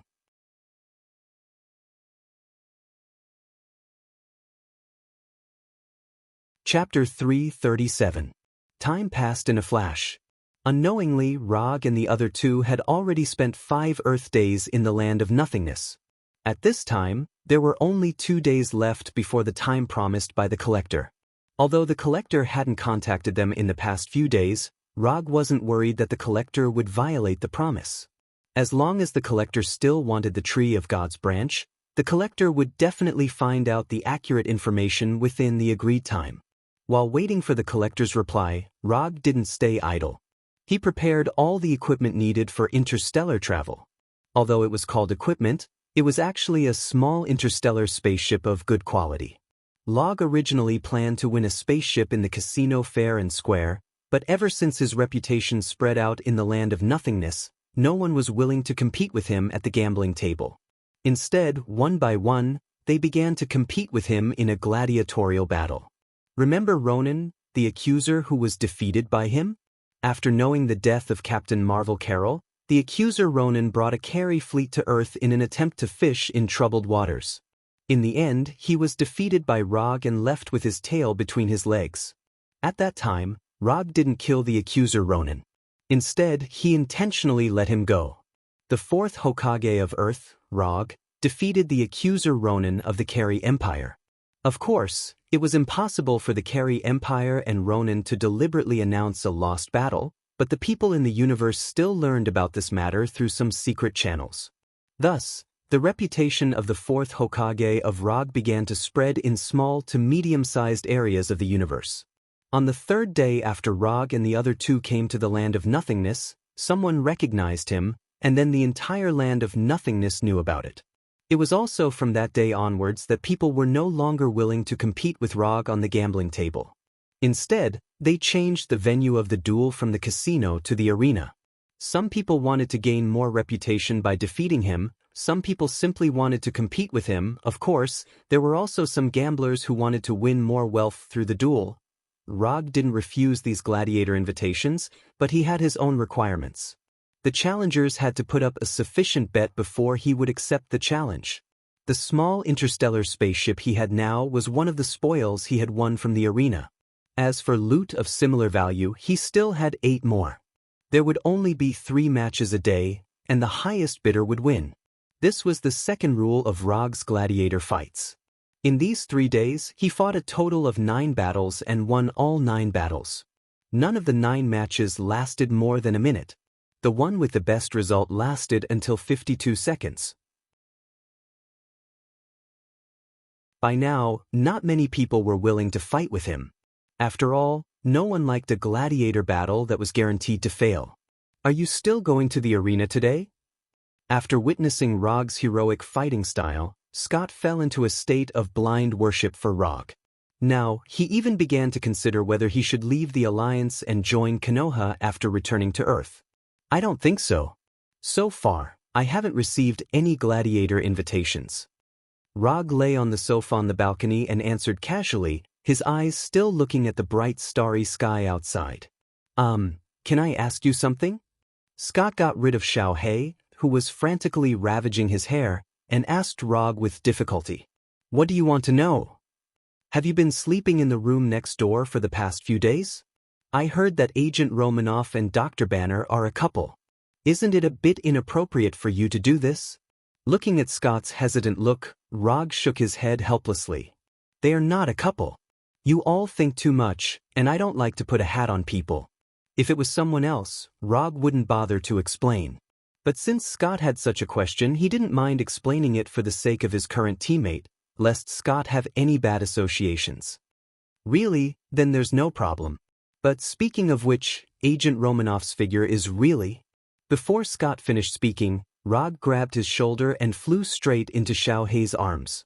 Since Xiaohei showed his true form, Xiaohei had been entangled with Scott, like a black Labrador who saw his favorite frisbee. Xiaohei, let go of me, I'm warning you, let go of me quickly, damn it, put your tongue back, stop licking my head. Scott had tried to become smaller or bigger to get rid of Xiaohei's ravages, but unfortunately, all his resistance failed. Just when Rog thought that today was going to be so dull, there was a sudden noise on the street outside the hotel. In the land of nothingness, fighting in the street was not uncommon. Especially near casinos, bars, and other entertainment venues, this kind of thing was even more common. But this time, Rog's eyes were on one side of the battle. There was a raccoon holding an energy gun and screaming crazily, and a tray ant that was several meters tall. It can't be such a coincidence, right? After seeing the raccoon and the tray ant, Rog's eyes quickly swept through the surrounding crowd, trying to find several other familiar figures. But unfortunately, except for the raccoon and the tray ant, he didn't find any other people in his memory. The genetically modified raccoon, Rocket, and the tray ant of the giant flower god clan, Groot. Xiaohei, look after Scott and Natasha, I'm going out. As soon as his voice fell, Rog used the body flicker technique to leave the balcony of the room, and his whole person disappeared completely. In just a moment he came near Rocket and Groot. You bunch of waste monsters, listen to me, this guy is my prey. If you don't want to die, get out of my way. Rocket pointed his gun at a person in front of him and said in a fierce tone. I'm Groot. Groot, who was standing on top of Rocket, also made a boxing pose and echoed in a low voice. Although they were now surrounded by more than a dozen enemies of different figures, Rocket and Groot didn't show any fear. Instead, they had a proud posture of victory. Looking at Rocket with a fierce expression and baring his teeth, Rog began to wonder if the Galaxy Awkward Dance Group had been established. In the timeline in his memory, the Galaxy Awkward Dance Group should have been established at this time, but they haven't successfully obtained the advanced achievement of Awkward Dance Saves the Universe. However, judging from the performance of Rocket and Groot at this time, the Galaxy Awkward Dance Group didn't seem to have even a shadow. Although Rog didn't know who the prey Rocket was talking about was, he was sure of one thing, that is, Rocket and Groot were doing the work of bounty hunters.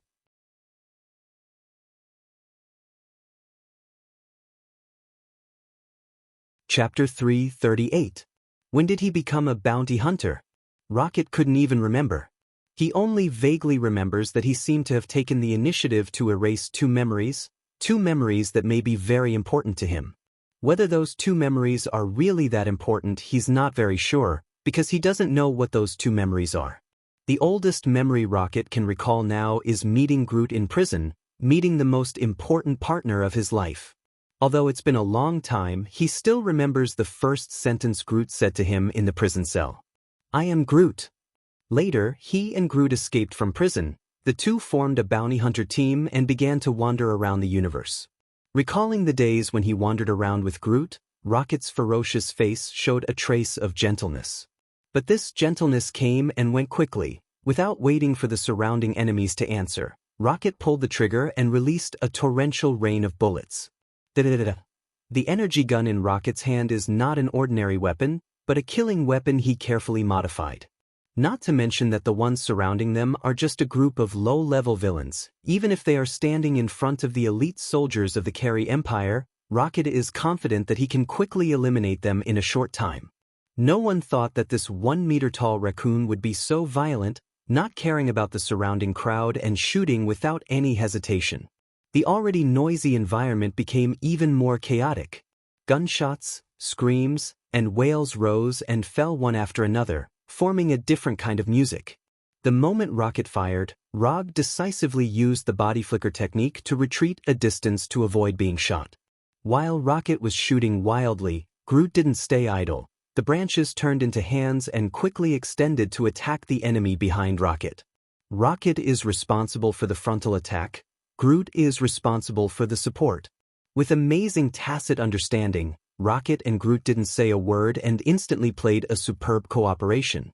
In just a few seconds, Rocket and Groot finished off all the surrounding enemies, as well as their mission target. Damn, this fat pig is also dead. Rocket ran to the front of an abnormally fat alien and cursed as he looked at the face that had been completely smashed. I am Groot. Rocket and Groot's mission this time was to capture this fat guy alive.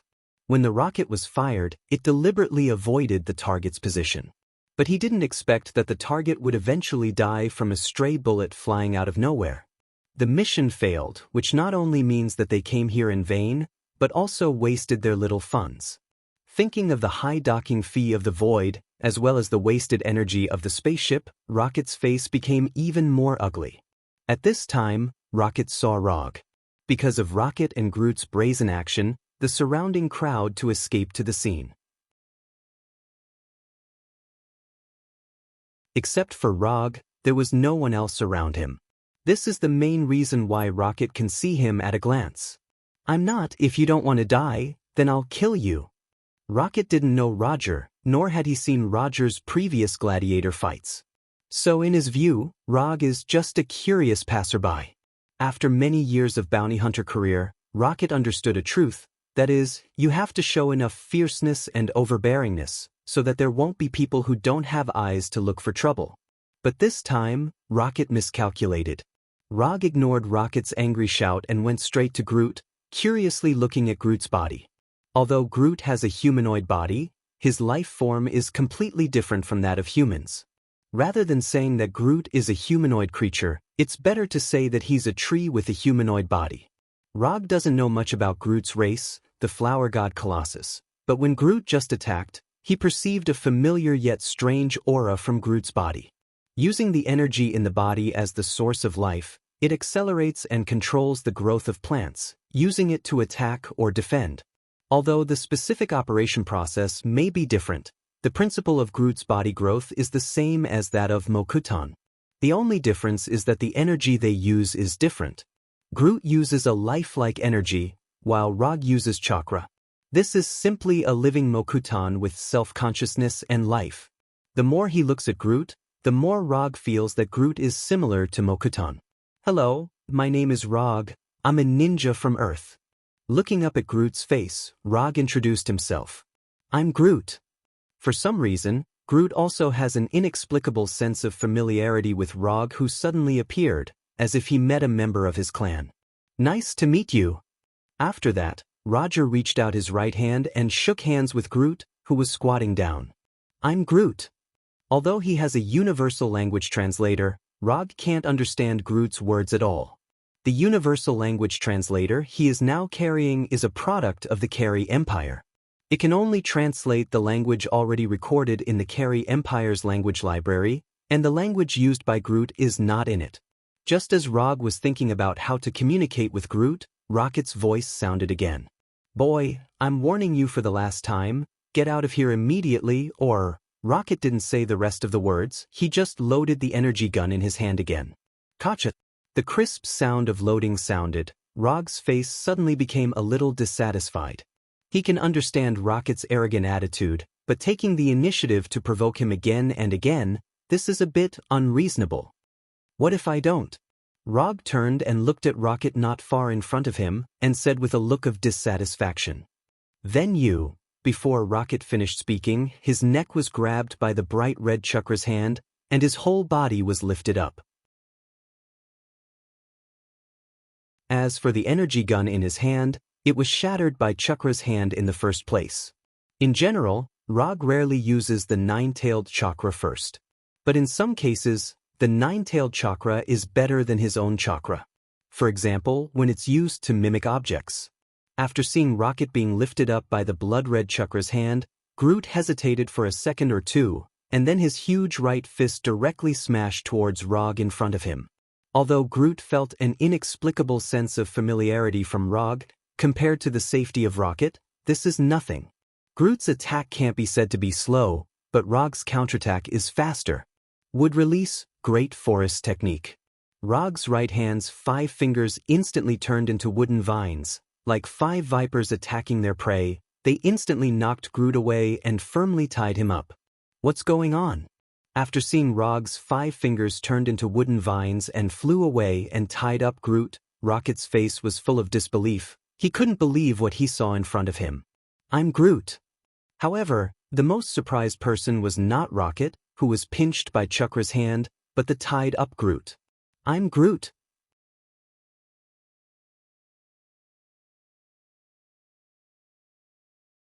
Chapter 339. Exciting night, hotel, first floor bar. Rocket and Groot sat opposite Rog, looking at Rog with a complicated look. More than 10 minutes ago, they were still fighting on the street outside, but now, they are sitting together in a bar.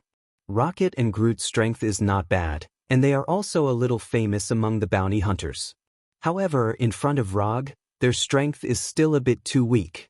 Just casually using a few ninjutsu, Rog easily defeated the two of them, making them come to the bar, willingly. Who are you? What do you want to do? Rocket asked Rog with a vigilant look. Rog's strength is very strong, but what Rocket really cares about is not his strength, but the Mokuton he just used. Rocket is also a knowledgeable bounty hunter, but he has never met someone like Rog. Making the body grow like a tree, except for Groot, this is the first time Rocket has seen this ability in other people. And unlike Groot, Rog's Mokuton is obviously more magical. Groot is a giant flower god. His body is originally a tree, so even if his body suddenly grows, it is not a particularly strange thing. But Rog is different. Rocket is very sure that Rog is a human, a real flesh and blood body. I said before, my name is Rog, a ninja from the earth. Rocket is curious about Rog's Mokuton, and Rog is also curious about Groot's life form. If it weren't for the current conditions, he really wants to do a detailed physical examination for Groot. And his intuition tells him that Groot is hiding the secret to further improve his Mokuton. After meeting Groot, he finally understood why Orochimaru, one of Konoha's Sannin, embarked on the path of a mad scientist. I have no malice to you, I'm just a little interested in Groot, or Groot's race. But don't worry, I'm not some Frankenstein monster. I won't do something like dismembering people and soaking them in formalin. Rog didn't explain to them what Mokuton was, nor did he hide his interest in the Groot race. Please don't say that you just want to make friends with us. Rocket said disdainfully. I don't care if you believe me or not, but I do intend to make friends with you. What happened just now can only be considered as an exchange of blows leads to friendship. I still have some things to do, so I can't tell you too much for now. This is the contact code of my spaceship. If you are interested, you can contact me at any time. After that, Rog took out a small piece of metal from his pocket. The metal plate was engraved with the internal communication code of his small spaceship. As long as the distance wasn't too far, any spaceship could use this communication code to contact Rog's spaceship. To put it simply, it was a communication number between spaceships. After handing the metal plate to Groot, Rog went on to say, if you like, you can play here for a few days. Just put the bill under my name. Because of the bet, Rog now had a considerable amount of wealth on him, which was enough for Rocket and Rocket to indulge in debauchery for a long time. After saying that, he directly left the bar. Meeting Rocket and Groot was purely an accident. But since he met them, Rog didn't mind greeting them in advance. It would be more convenient to deal with them in the future. When Rog's figure completely disappeared behind the bar, Rocket took the metal plate from Groot's hand and put it in his pocket. He's a weirdo. I'm Groot. Groot replied silently. After spending another exciting night with Natasha in the hotel, the collector's exaggerated maid finally appeared in front of Rog's group again. I didn't expect you to be the one who defeated Ronin, the fourth Hokage. When I met you last time, I felt that you weren't an ordinary person.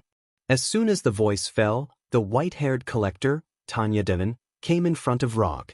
His fingers danced excitedly as he said in a greedy tone, "Your eyes are simply a masterpiece. When you die, please let me pay for your eyes."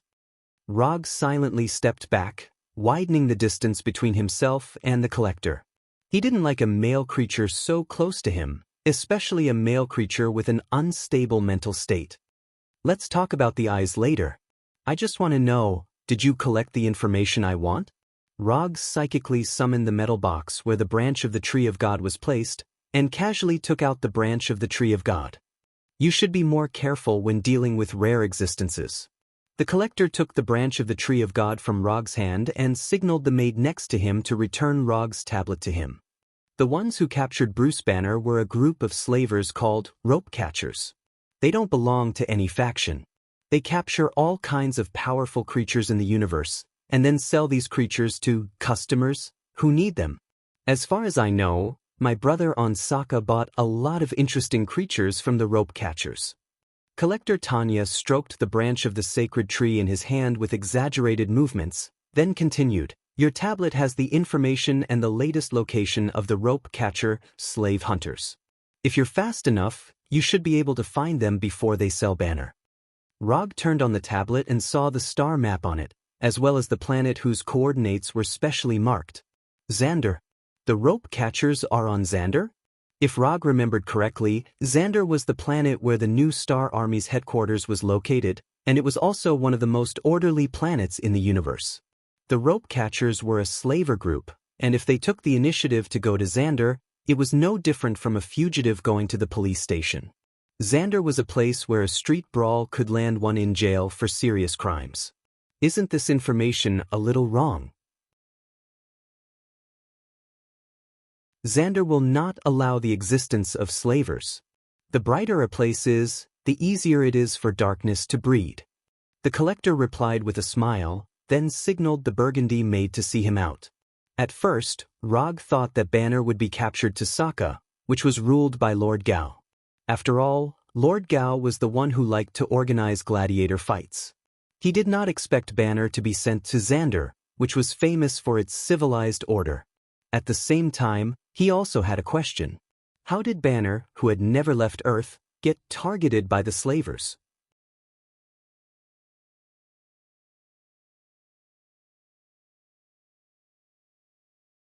Chapter 340. More than 3 hours later, Rog and the others arrived at Xander from nothingness. Originally, it only took more than an hour to travel from nothingness to Xander, and there were enough space jump points between the two places. The problem was with the pilots. Neither Natasha nor Scott had any experience in flying small spaceships. Although Rog had experience flying a small dark elf fighter, a fighter was not the same as an interstellar spaceship, and the manufacturers of the two were completely different. So before they set off, they had to take a temporary spaceship driving course. Fortunately, Rog was an experienced pilot. With his past experience and reasonable guesses, or rather recklessness, he successfully learned how to fly a spaceship. Although it was not perfect, he still managed to drive the spaceship to Xander and land it at the docking port. Halden City, according to Xander's evaluation standards, was a first-class city only one level lower than the capital. According to the information provided by the collector, the rope hunters who kidnapped Banner had just arrived in Halden City a day ago. Although Rog and the others did not have any legal identification documents, they did not have any wanted or bad records, so under the charm of money, they successfully obtained 4 temporary identification documents. That's right, 4. Even Blackie needed to get an identification document.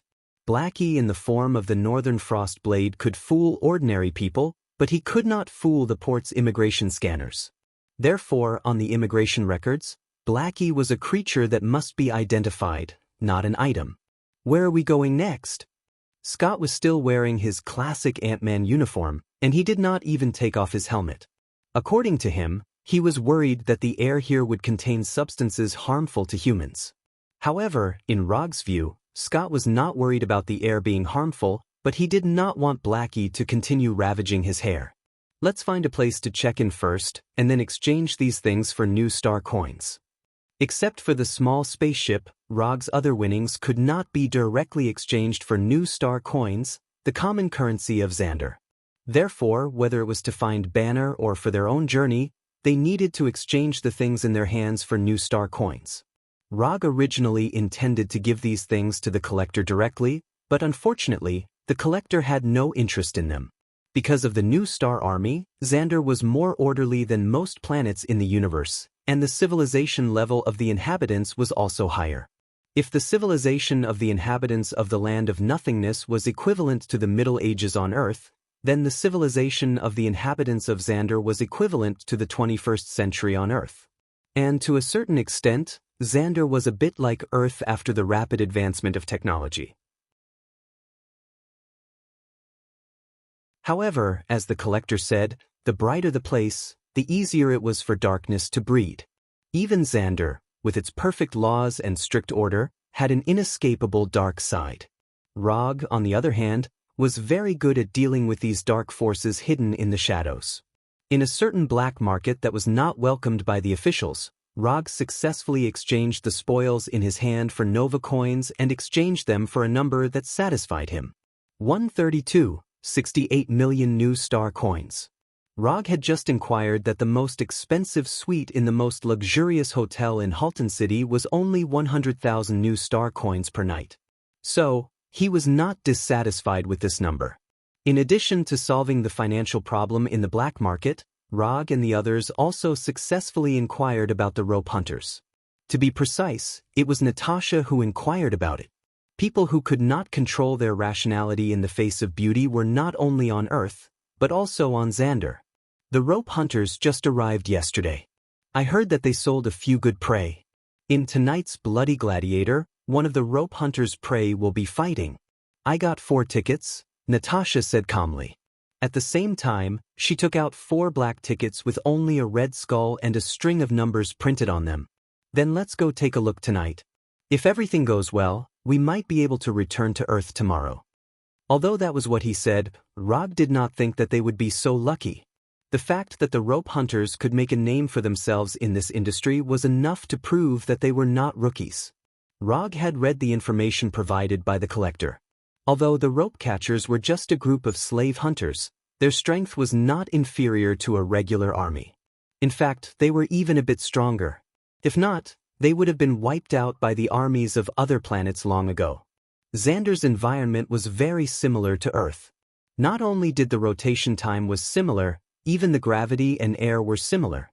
What surprised Rog even more was that Xander, which was a technological civilization, had a high concentration of natural energy. Although the concentration of natural energy was not as high as Asgard or Warnerheim, it was still not bad. It was at least a few times higher than Earth's. When night fell, Rog and the other 3 arrived at the venue of the Bloody Gladiator.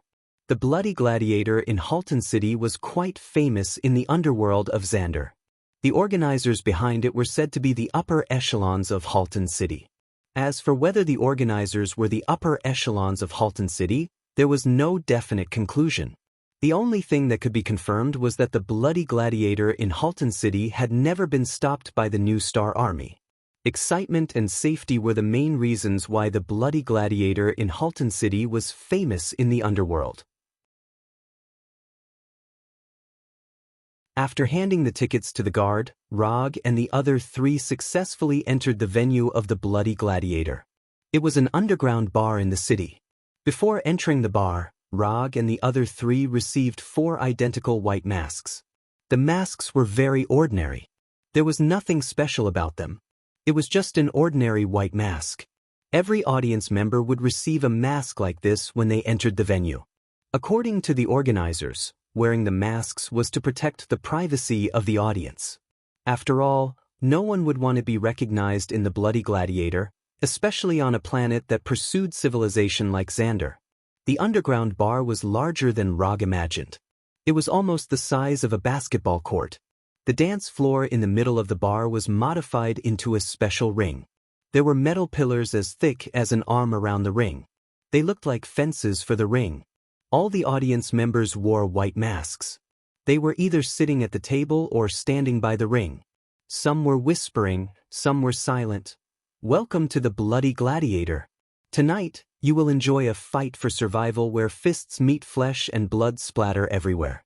Tonight, you will see the light of life bursting forth from living creatures under the threat of death. Tonight, you will hear painful howls that will cause you to be unable to sleep for the entire night. Now, let us welcome the 2 protagonists of tonight.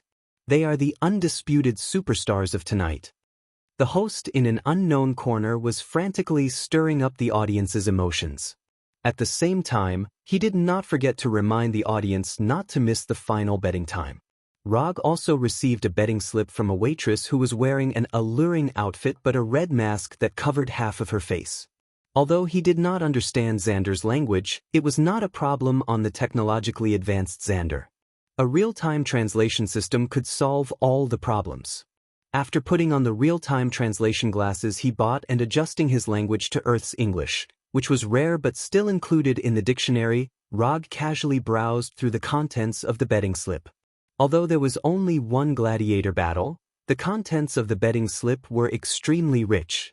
In addition to the simple victory and defeat, there were also bets on how many minutes the battle would end, whether the defeated party would live or die, whether they would be crippled or seriously injured, and even how many fingers would be lost in total. Depending on the content of the bet, the odds were completely different. Even for the simplest bet, the odds were not 1-to-1.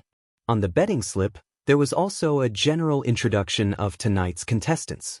One was a four-armed ape of an unknown race, and the other was a human. Of course, the human here was not an earthling, but an Asari.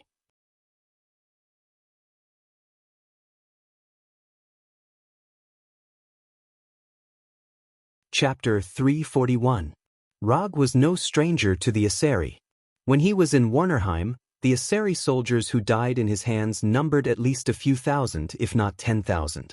So when he saw that the contestant was an Asari, he could not help but recall the twins, Thor. 10 million on this Asari to win. Rog handed an anonymous new star card to the scantily clad waitress and completed his bet. On the anonymous new star card, there was a deposit of 10 million new star coins. As long as one had this card, anyone could withdraw money from any bank without needing a password. This new star card was the favorite transaction method of the Dark Forces. It was simple and safe enough. One only needed to confirm the balance in the card to easily complete the transaction. Aren't you being too casual? That's 10 million new star coins. When the waitress left, Scott, who was wearing a mask, lowered his head and whispered to Rog. Anyway, it's a win. If you lose, you lose. Take the betting voucher. If you win, you'll get the money. After that, Rog handed the betting voucher to Scott. It'll be strange if he wins. The odds are 1-3. 5. Anyone can see that this Asari is bound to lose. Scott said with some disdain, but he still silently kept the betting voucher handed by Rog. It was better to be safe than sorry. If he wins, this voucher would be worth 35 million new star coins. A few minutes later, the lights in the entire bar dimmed, and the spotlights focused on a side door of the bar. The first to appear was the Asari. With just a simple glance, Rog deduced the identity of this Asari. This was a Chiliarch of the Sword and Shield Brigade. He had a sword in his right hand and a shield in his left hand. The armor on his body was also the standard armor of a Chiliarch in the Asari army. Although a Chiliarch was not a general, he was only one step away from being a general. Even such an existence had become a gladiator. This bloody gladiator was not simple. Amidst the cheers of the audience, the captain of the Sword and Shield Chiliarch of the Aso Divine Army walked up to the arena unhurriedly. His face was as resolute as ever, as if he was not in the arena of a gladiator, but on a glorious battlefield. After the host casually introduced the Chiliarch's battle record, the crowd erupted into thunderous cheers. Amidst the roars of the audience, the four-armed berserk ape that was locked in the cage was pushed out. When the metal column on the stage emitted a light blue electric radiance, the four-armed wild ape in the cage was pushed to the entrance of the stage. Without needing any instructions, the moment the cage door was opened, the four-armed berserk ape rushed out like a mad bull. The metal pillar of the arena rose completely, and a high-temperature lightning cage was completely formed. In the next second, the 3-meter-tall, four-armed giant ape clashed with the Asari Chiliarch of Sword and Shield. Whether it was in terms of size, strength, speed, or endurance, the four-armed berserk ape had an absolute advantage. The only thing the chilly arch of sword and shield could count on was his battle experience and superb combat skills. The odds of the four-armed berserk ape were only 1 o'clock. 5. From the setting of the odds, it was easy to see the difference in strength between the two. As expected, within a few minutes, the Aseri chilly arch of sword and shield was at a disadvantage. Wounds began to appear on his body, and he was gasping for air. Rog had fought with Aseri warriors before, so he knew the approximate strength of a chilly arch. If his judgment was correct, the chilly arch of sword and shield would be completely dismembered by the four-armed berserk ape in 2 minutes at most. Seeing the chilly arch of sword and shield doing his best to block the four-armed berserk ape's attacks and seize every opportunity to counterattack, Rog's memories of Warnerheim appeared again. To save or not to save? Not long after entering the bar, he secretly used chakra to check the situation in the bar. Although there were many life signals in the bar, none of them could be considered an expert. If he wanted to save the chilly arch of sword and shield in the ring, it would not be as easy as eating, but it would not be too difficult either. After thinking seriously for a few seconds, he finally made a decision.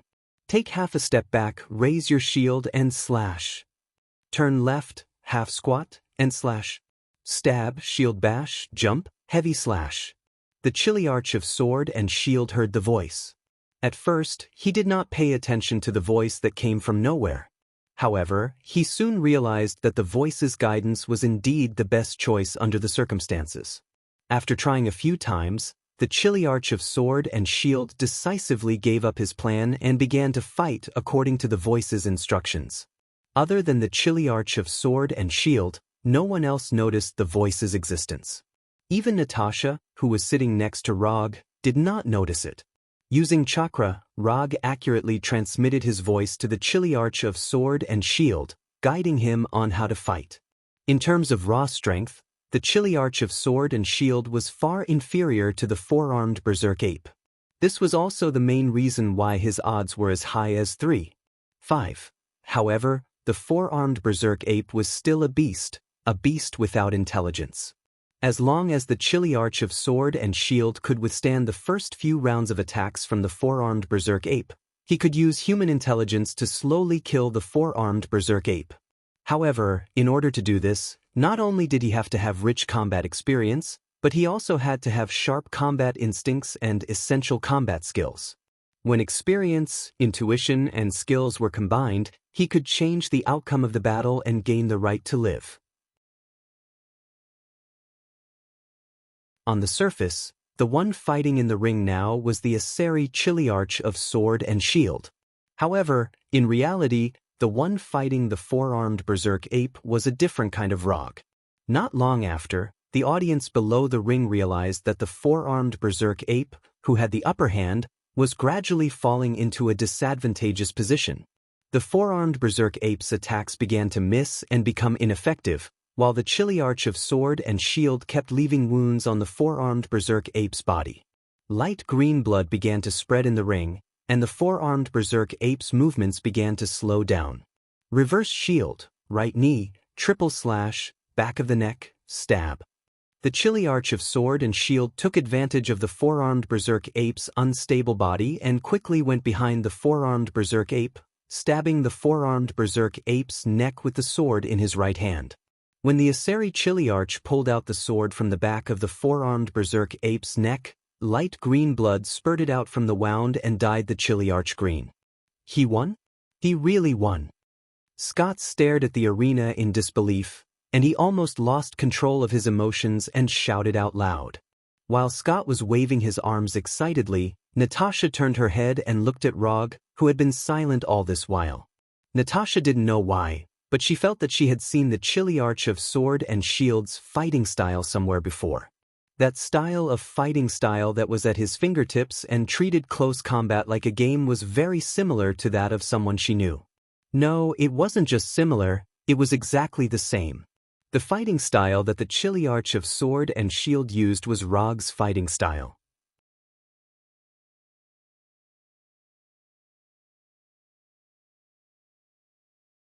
Chapter 342. Did you help the chilly arch? Natasha asked in a low voice. Before speaking, she wisely turned off the universal language translator in her ear. In a gladiator fight, helping one side is obviously cheating. Once discovered, the consequences are very serious. Although Natasha is cautious enough, she is not Rog after all. When she thinks about problems, she instinctively uses herself as the standard. For Natasha, doing something that will anger others in their territory is not a very wise decision. Her strength does not allow her to do so. But she ignored one point, that is, for Rog, he has enough strength to crush everyone present. The level of strength determines the difference in thinking and behavior. I stayed in Warnerheim for a while, and I have a good impression of the Asari race. Rog did not say that his main job in Warnerheim was to kill Asari soldiers, but he changed to a more euphemistic way of saying it. Won't this cause other problems? Although she knew why Rog wanted to help, Natasha was still a little worried. From the moment we came here, we were destined to have some unpleasant things with the organizers of the gladiator fight. It's troublesome anyway, it doesn't make any difference whether it's earlier or later.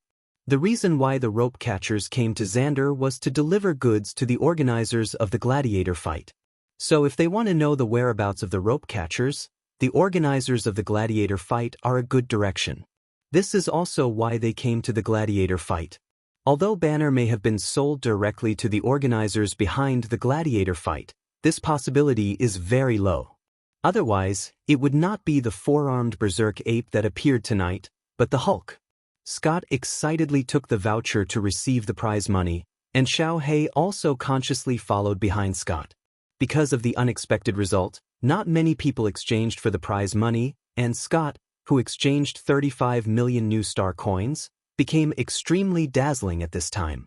Scott did not notice the eyes gathered on him, and he was now immersed in the excitement of winning the prize.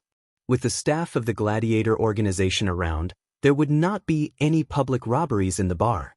However, it was hard to say what would happen after leaving the bar. Especially Scott and Xiaohei, both of them had eye-catching appearances. Needless to say, Xiaohei could recognize him at a glance just by looking at his physique. It didn't matter if he wore a mask or not. Although Scott's body shape was similar to the people of Xander, the Ant-Man uniform he was wearing was obviously not the style of Xander. So, after leaving the bar, it was not difficult to recognize him. Under normal circumstances, the spectators who came to watch the gladiator fight would not wear too many different outfits to avoid being recognized after leaving the bar. As for Rog and the other three outsiders, they obviously did not have such experience. But for them, they didn't need a similar experience because Rog didn't plan to leave the bar normally in the first place. When most of the audience in the bar had left, Rog took off the white mask on his face and went straight to the staff in charge of exchanging his bonus. "I'd like to see your behind-the-scenes boss. Please inform him." As soon as he finished speaking, several energy guns were pointed at Rog, ready to fire at any time. "I'll repeat myself. I'd like to see your behind-the-scenes boss. Please inform him." Rog continued to speak without changing his expression, as if he did not see the guns pointed at him at all. After he finished speaking, the staff in front of him still remained unmoved. The only change was that more guns were pointed at him. "Why do you have to force me to do it? Can't you solve it in a friendlier way?" Rog shook his head helplessly. Then he disappeared in an instant, leaving behind a silver-white electric snake as thick as a finger. Lightning blink. Although Xander's technology was very advanced, the individual strength of the Xander people was not very good. 2 or 3 seconds later, the guards who were pointing their guns at Rog fell to the ground one after another. The guns in their hands were turned into scrap metal. No one thought that Roger would actually make a move. Even Natasha and Scott didn't think that he would do that. "Blackie, if anyone tries to resist, just eat him," Rog said calmly, then returned to the staff in charge of the competition's bonus. This time, without needing him to say anything, the middle-aged man from Xander immediately took out a palm-sized translucent device that looked like a mobile phone and contacted the person who could really make the decision. Half an hour later, Rog waited for a Xander person who also had green skin but was more than 2 meters tall, as well as a whole team of fully armed soldiers. Unlike the undisciplined guard he had casually knocked down earlier, These warriors were all wearing the same black combat uniform, each of them exuding a fierce aura. This was a team that had been on the battlefield. Rog quickly made a judgment. Who are you? Who sent you to provoke the Bloody Gladiator Society? The 2-meter-tall Xander person glanced at Rog and asked coldly. You don't have to care who we are. We have no interest in your Bloody Gladiator Society. We're just here to buy information. Buy information? After hearing Rog's answer, the tall Xander person laughed wildly as if he had heard a joke on a talk show. A few small fries from an unknown planet. After injuring my people, you actually want to buy information from me? Are your brains filled with sewage? Among the many intelligent races in the universe, there were many that looked exactly like humans on Earth. Other than the collectors, who were knowledgeable and had sharp eyes, very few people could tell that Rog and the others were Earthlings at a glance. The Xander person in front of him was a good example. I don't like to say the same thing 3 times. This is the 2nd time. I'm here to buy information. 35 million new star coins. I want the latest information on the rope slavers. Rog put the new star coins that Scott had just received on the table and said unhurriedly. If the guy in front of him still could not be communicated with, he did not intend to continue.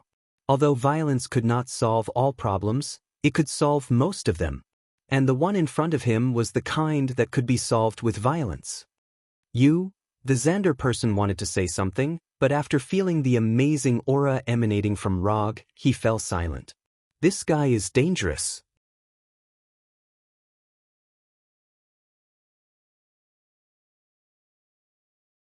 Chapter 343. You have to follow the rules when buying information, but you're not following the rules now. After a few seconds of silence, the tall Xander said word by word. Although the Xander's face was still cold, his tone was much friendlier, without the previous arrogance and disdain. Rules need to be backed up with strength. I'm the strongest here, so my words are the rules. The other party gave in, but that didn't mean Rog would follow suit. When dealing with these guys who made a living in the dark, either admit defeat from the start or be overbearing to the end. Rog didn't like to admit defeat, and he wouldn't admit defeat, so he chose his favorite and most commonly used method. Looks like you've got us. Although our Bloody Gladiator isn't a powerful organization famous in the universe, we're not an existence that anyone can easily provoke. As soon as his voice fell, the Xander abruptly picked up the bottle on the table and smashed it on the ground. Bang! The bottle exploded, and dozens of muzzles were instantly aimed at Rog and the other 3. You're very strong, but your companions aren't as strong as you. As long as I give the order, a dozen holes will immediately appear on the bodies of your companions. You want to try? As one of the leaders of the Bloody Gladiator, Max was very confident in the subordinates he brought. Although his subordinates weren't members of the New Star Army, each one of them was no weaker than an official member of the New Star Army. And compared to the warriors of the New Star Army, his subordinates had more combat experience, and their fighting methods were more ruthless. Although he only brought 30 people, these people were enough to fight against the New Star Army in Halton City, and they might even be able to take down the entire city under the protection of the New Star Army. The reason the Bloody Gladiator could monopolize the underground arena in Halton City was not only because of the few higher-ups behind them, but also because they had the strength to intimidate the weak. But this time, they weren't facing the same kind of weak people who also made a living in the dark world, but Rog, a fierce dragon from another planet. Threats and intimidation, as expected, these are the same old tricks. Don't you have any new tricks? Since you've already mentioned this point, then I'll cooperate with you. Give the order to open fire. If you're still a man, then give the order to shoot. Not only did Rog not take Max's threat to heart, but he also provoked Max further. Threatening the safety of his companions might be useful against other superheroes, but it would not mean anything to Rog. He had never taken this kind of threat to heart. You think I don't dare? Max's expression became even more unsightly as he silently raised his right hand. Rog didn't answer Max. He just snorted disdainfully. Good, very good. Since you don't care about their lives, I'll satisfy you. As soon as he finished speaking, Max swung his right hand down forcefully. Then, nothing happened. What was going on? Didn't they see my gesture? The expected gunshot didn't sound, and Max's face turned even uglier. This team was personally led by him. He knew his subordinates very well, so he was very sure that his orders would be carried out immediately. However, the situation at this time was completely different from what he expected. He was ready to fight with Rog, but his subordinates dropped the ball at this time. Do you find it strange that your loyal subordinates didn't shoot? I'll give you a chance to look back. I swear on my character that I will never attack you when you turn your head. Although Rog made a promise, Max didn't believe a word of it.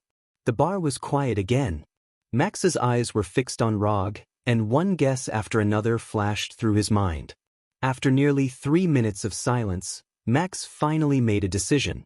From the moment his subordinates didn't shoot according to the order, the initiative was no longer in his hands. After taking a few deep breaths, Max slowly turned his head to look at his subordinates, and then saw a phenomenon that he couldn't understand at all. Every one of his subordinates maintained the posture of aiming, motionless, aiming very seriously, aiming very carefully. Everyone's finger was on the trigger, ready to shoot at any time. However, they didn't shoot. They always maintained the posture of aiming, as if they were lifeless figurines, standing quietly and aiming quietly. Although Xander's technology is developed enough and there are many dazzling inventions, Max has never heard of any weapon that can cause such a scene in front of him, which is completely beyond his understanding. Max wasn't the only one who was confused. Scott was just as confused as he was. Only Natasha, who had seen Rog freeze shield agents, could roughly infer the truth of the matter. Sharingan Genjutsu. To be precise, it's the Golden Bind Genjutsu cast by Sharingan. Before he had the Sharingan, Roger liked to use ninjutsu to freeze those small fries who weren't very strong. After he had Sharingan, the way to freeze small fries changed from ninjutsu to Sharingan Genjutsu. And now, as his Sharingan Genjutsu became more and more exquisite, the ordinary Sharingan Genjutsu was replaced by Golden Bind Genjutsu. Instead of using ninja coins to exchange for Golden Bind Genjutsu from the system, Rog relied on his own ability to forcibly research Golden Bind Genjutsu and successfully obtain the recognition of the system. Now, are you interested in trading according to my rules? After confirming that his subordinates had completely lost their ability to act, Max sighed helplessly. This time he really lost. The next thing went smoothly. Max didn't even take the 35 million Nova coins that Rog paid for the information and handed over all the information about the Venus Flytrap's slave hunters to Rog. The situation is stronger than the person. Even if Max tries his best, he can't change the fact of failure. Instead of making an indifferent resistance on a whim, which will lead things to a worse direction, it's better to admit defeat and control the loss within a controllable range. As one of the leaders of Bloody Gladiator, Max knows when to be tough and when to admit defeat. I've given you all the information you want. When can my subordinates recover? Max asked in a very kind tone, without the slightest dissatisfaction on his face. They'll be back to normal in an hour. After that, Rog left the bar with Xiao He and others and began to go to the hiding place of the Venus Flytrap slave hunters.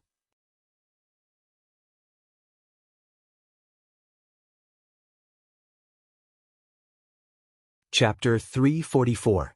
In a farm dozens of kilometers away from Halden City, Jaros, who had just celebrated his 20th birthday, pushed a cart full of food toward a secret detention room below the farm.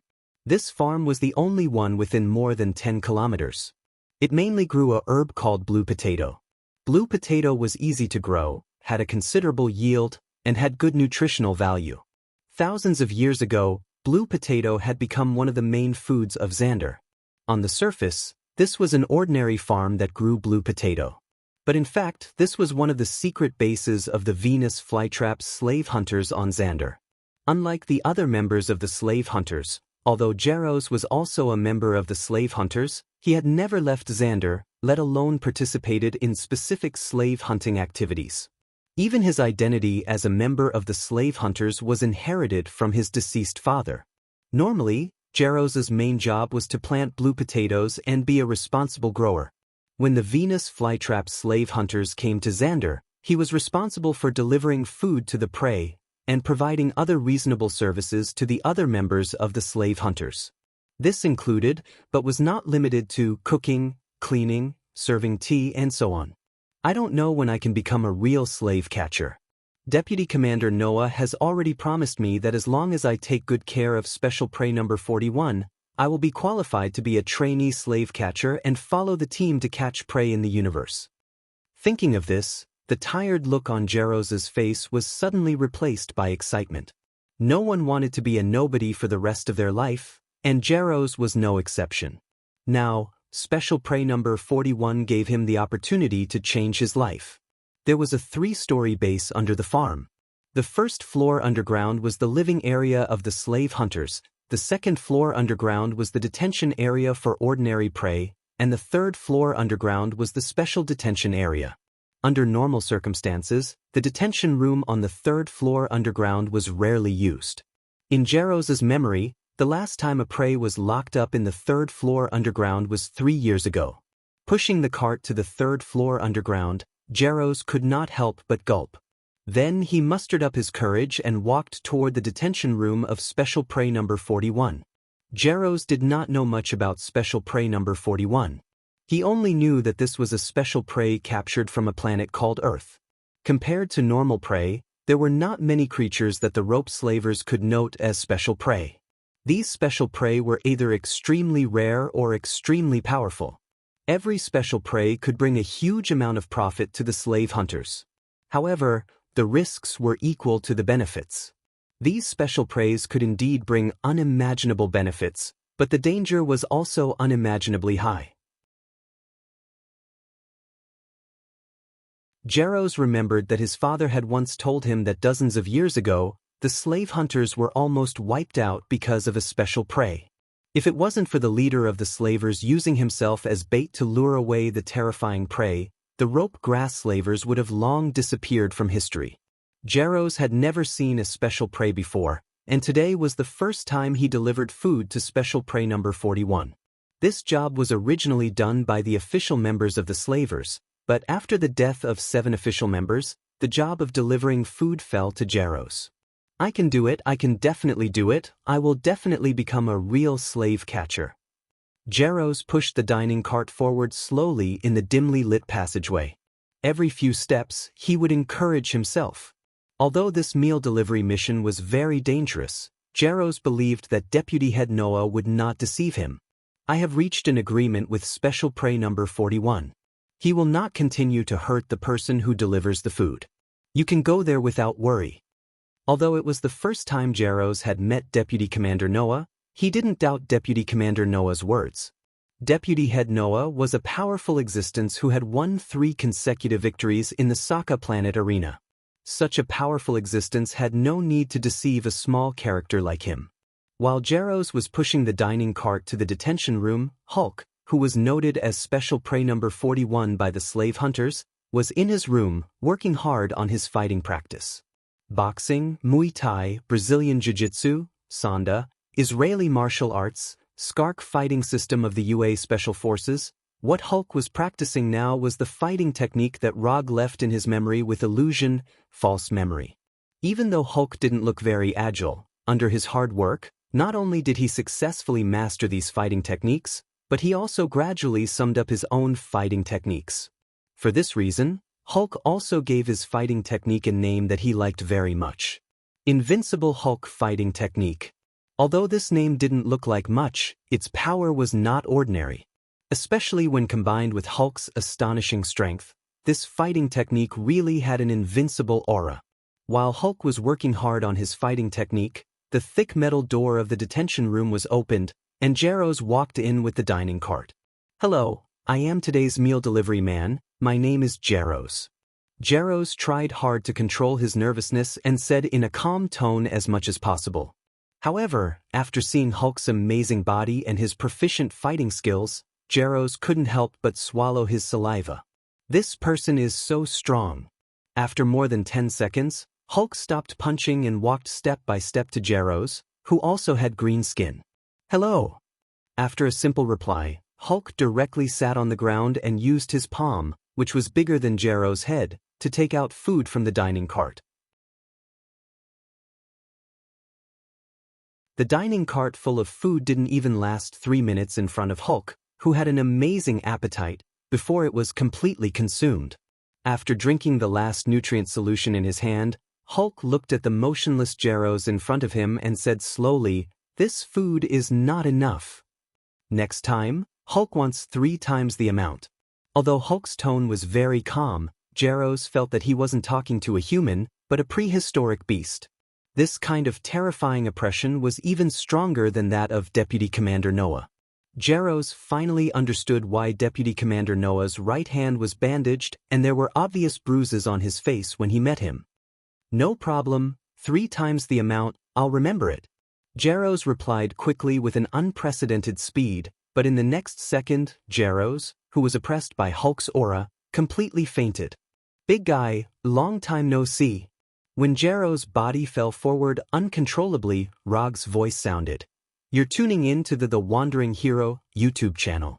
Don't forget to subscribe and join us on this journey to catch the most captivating stories.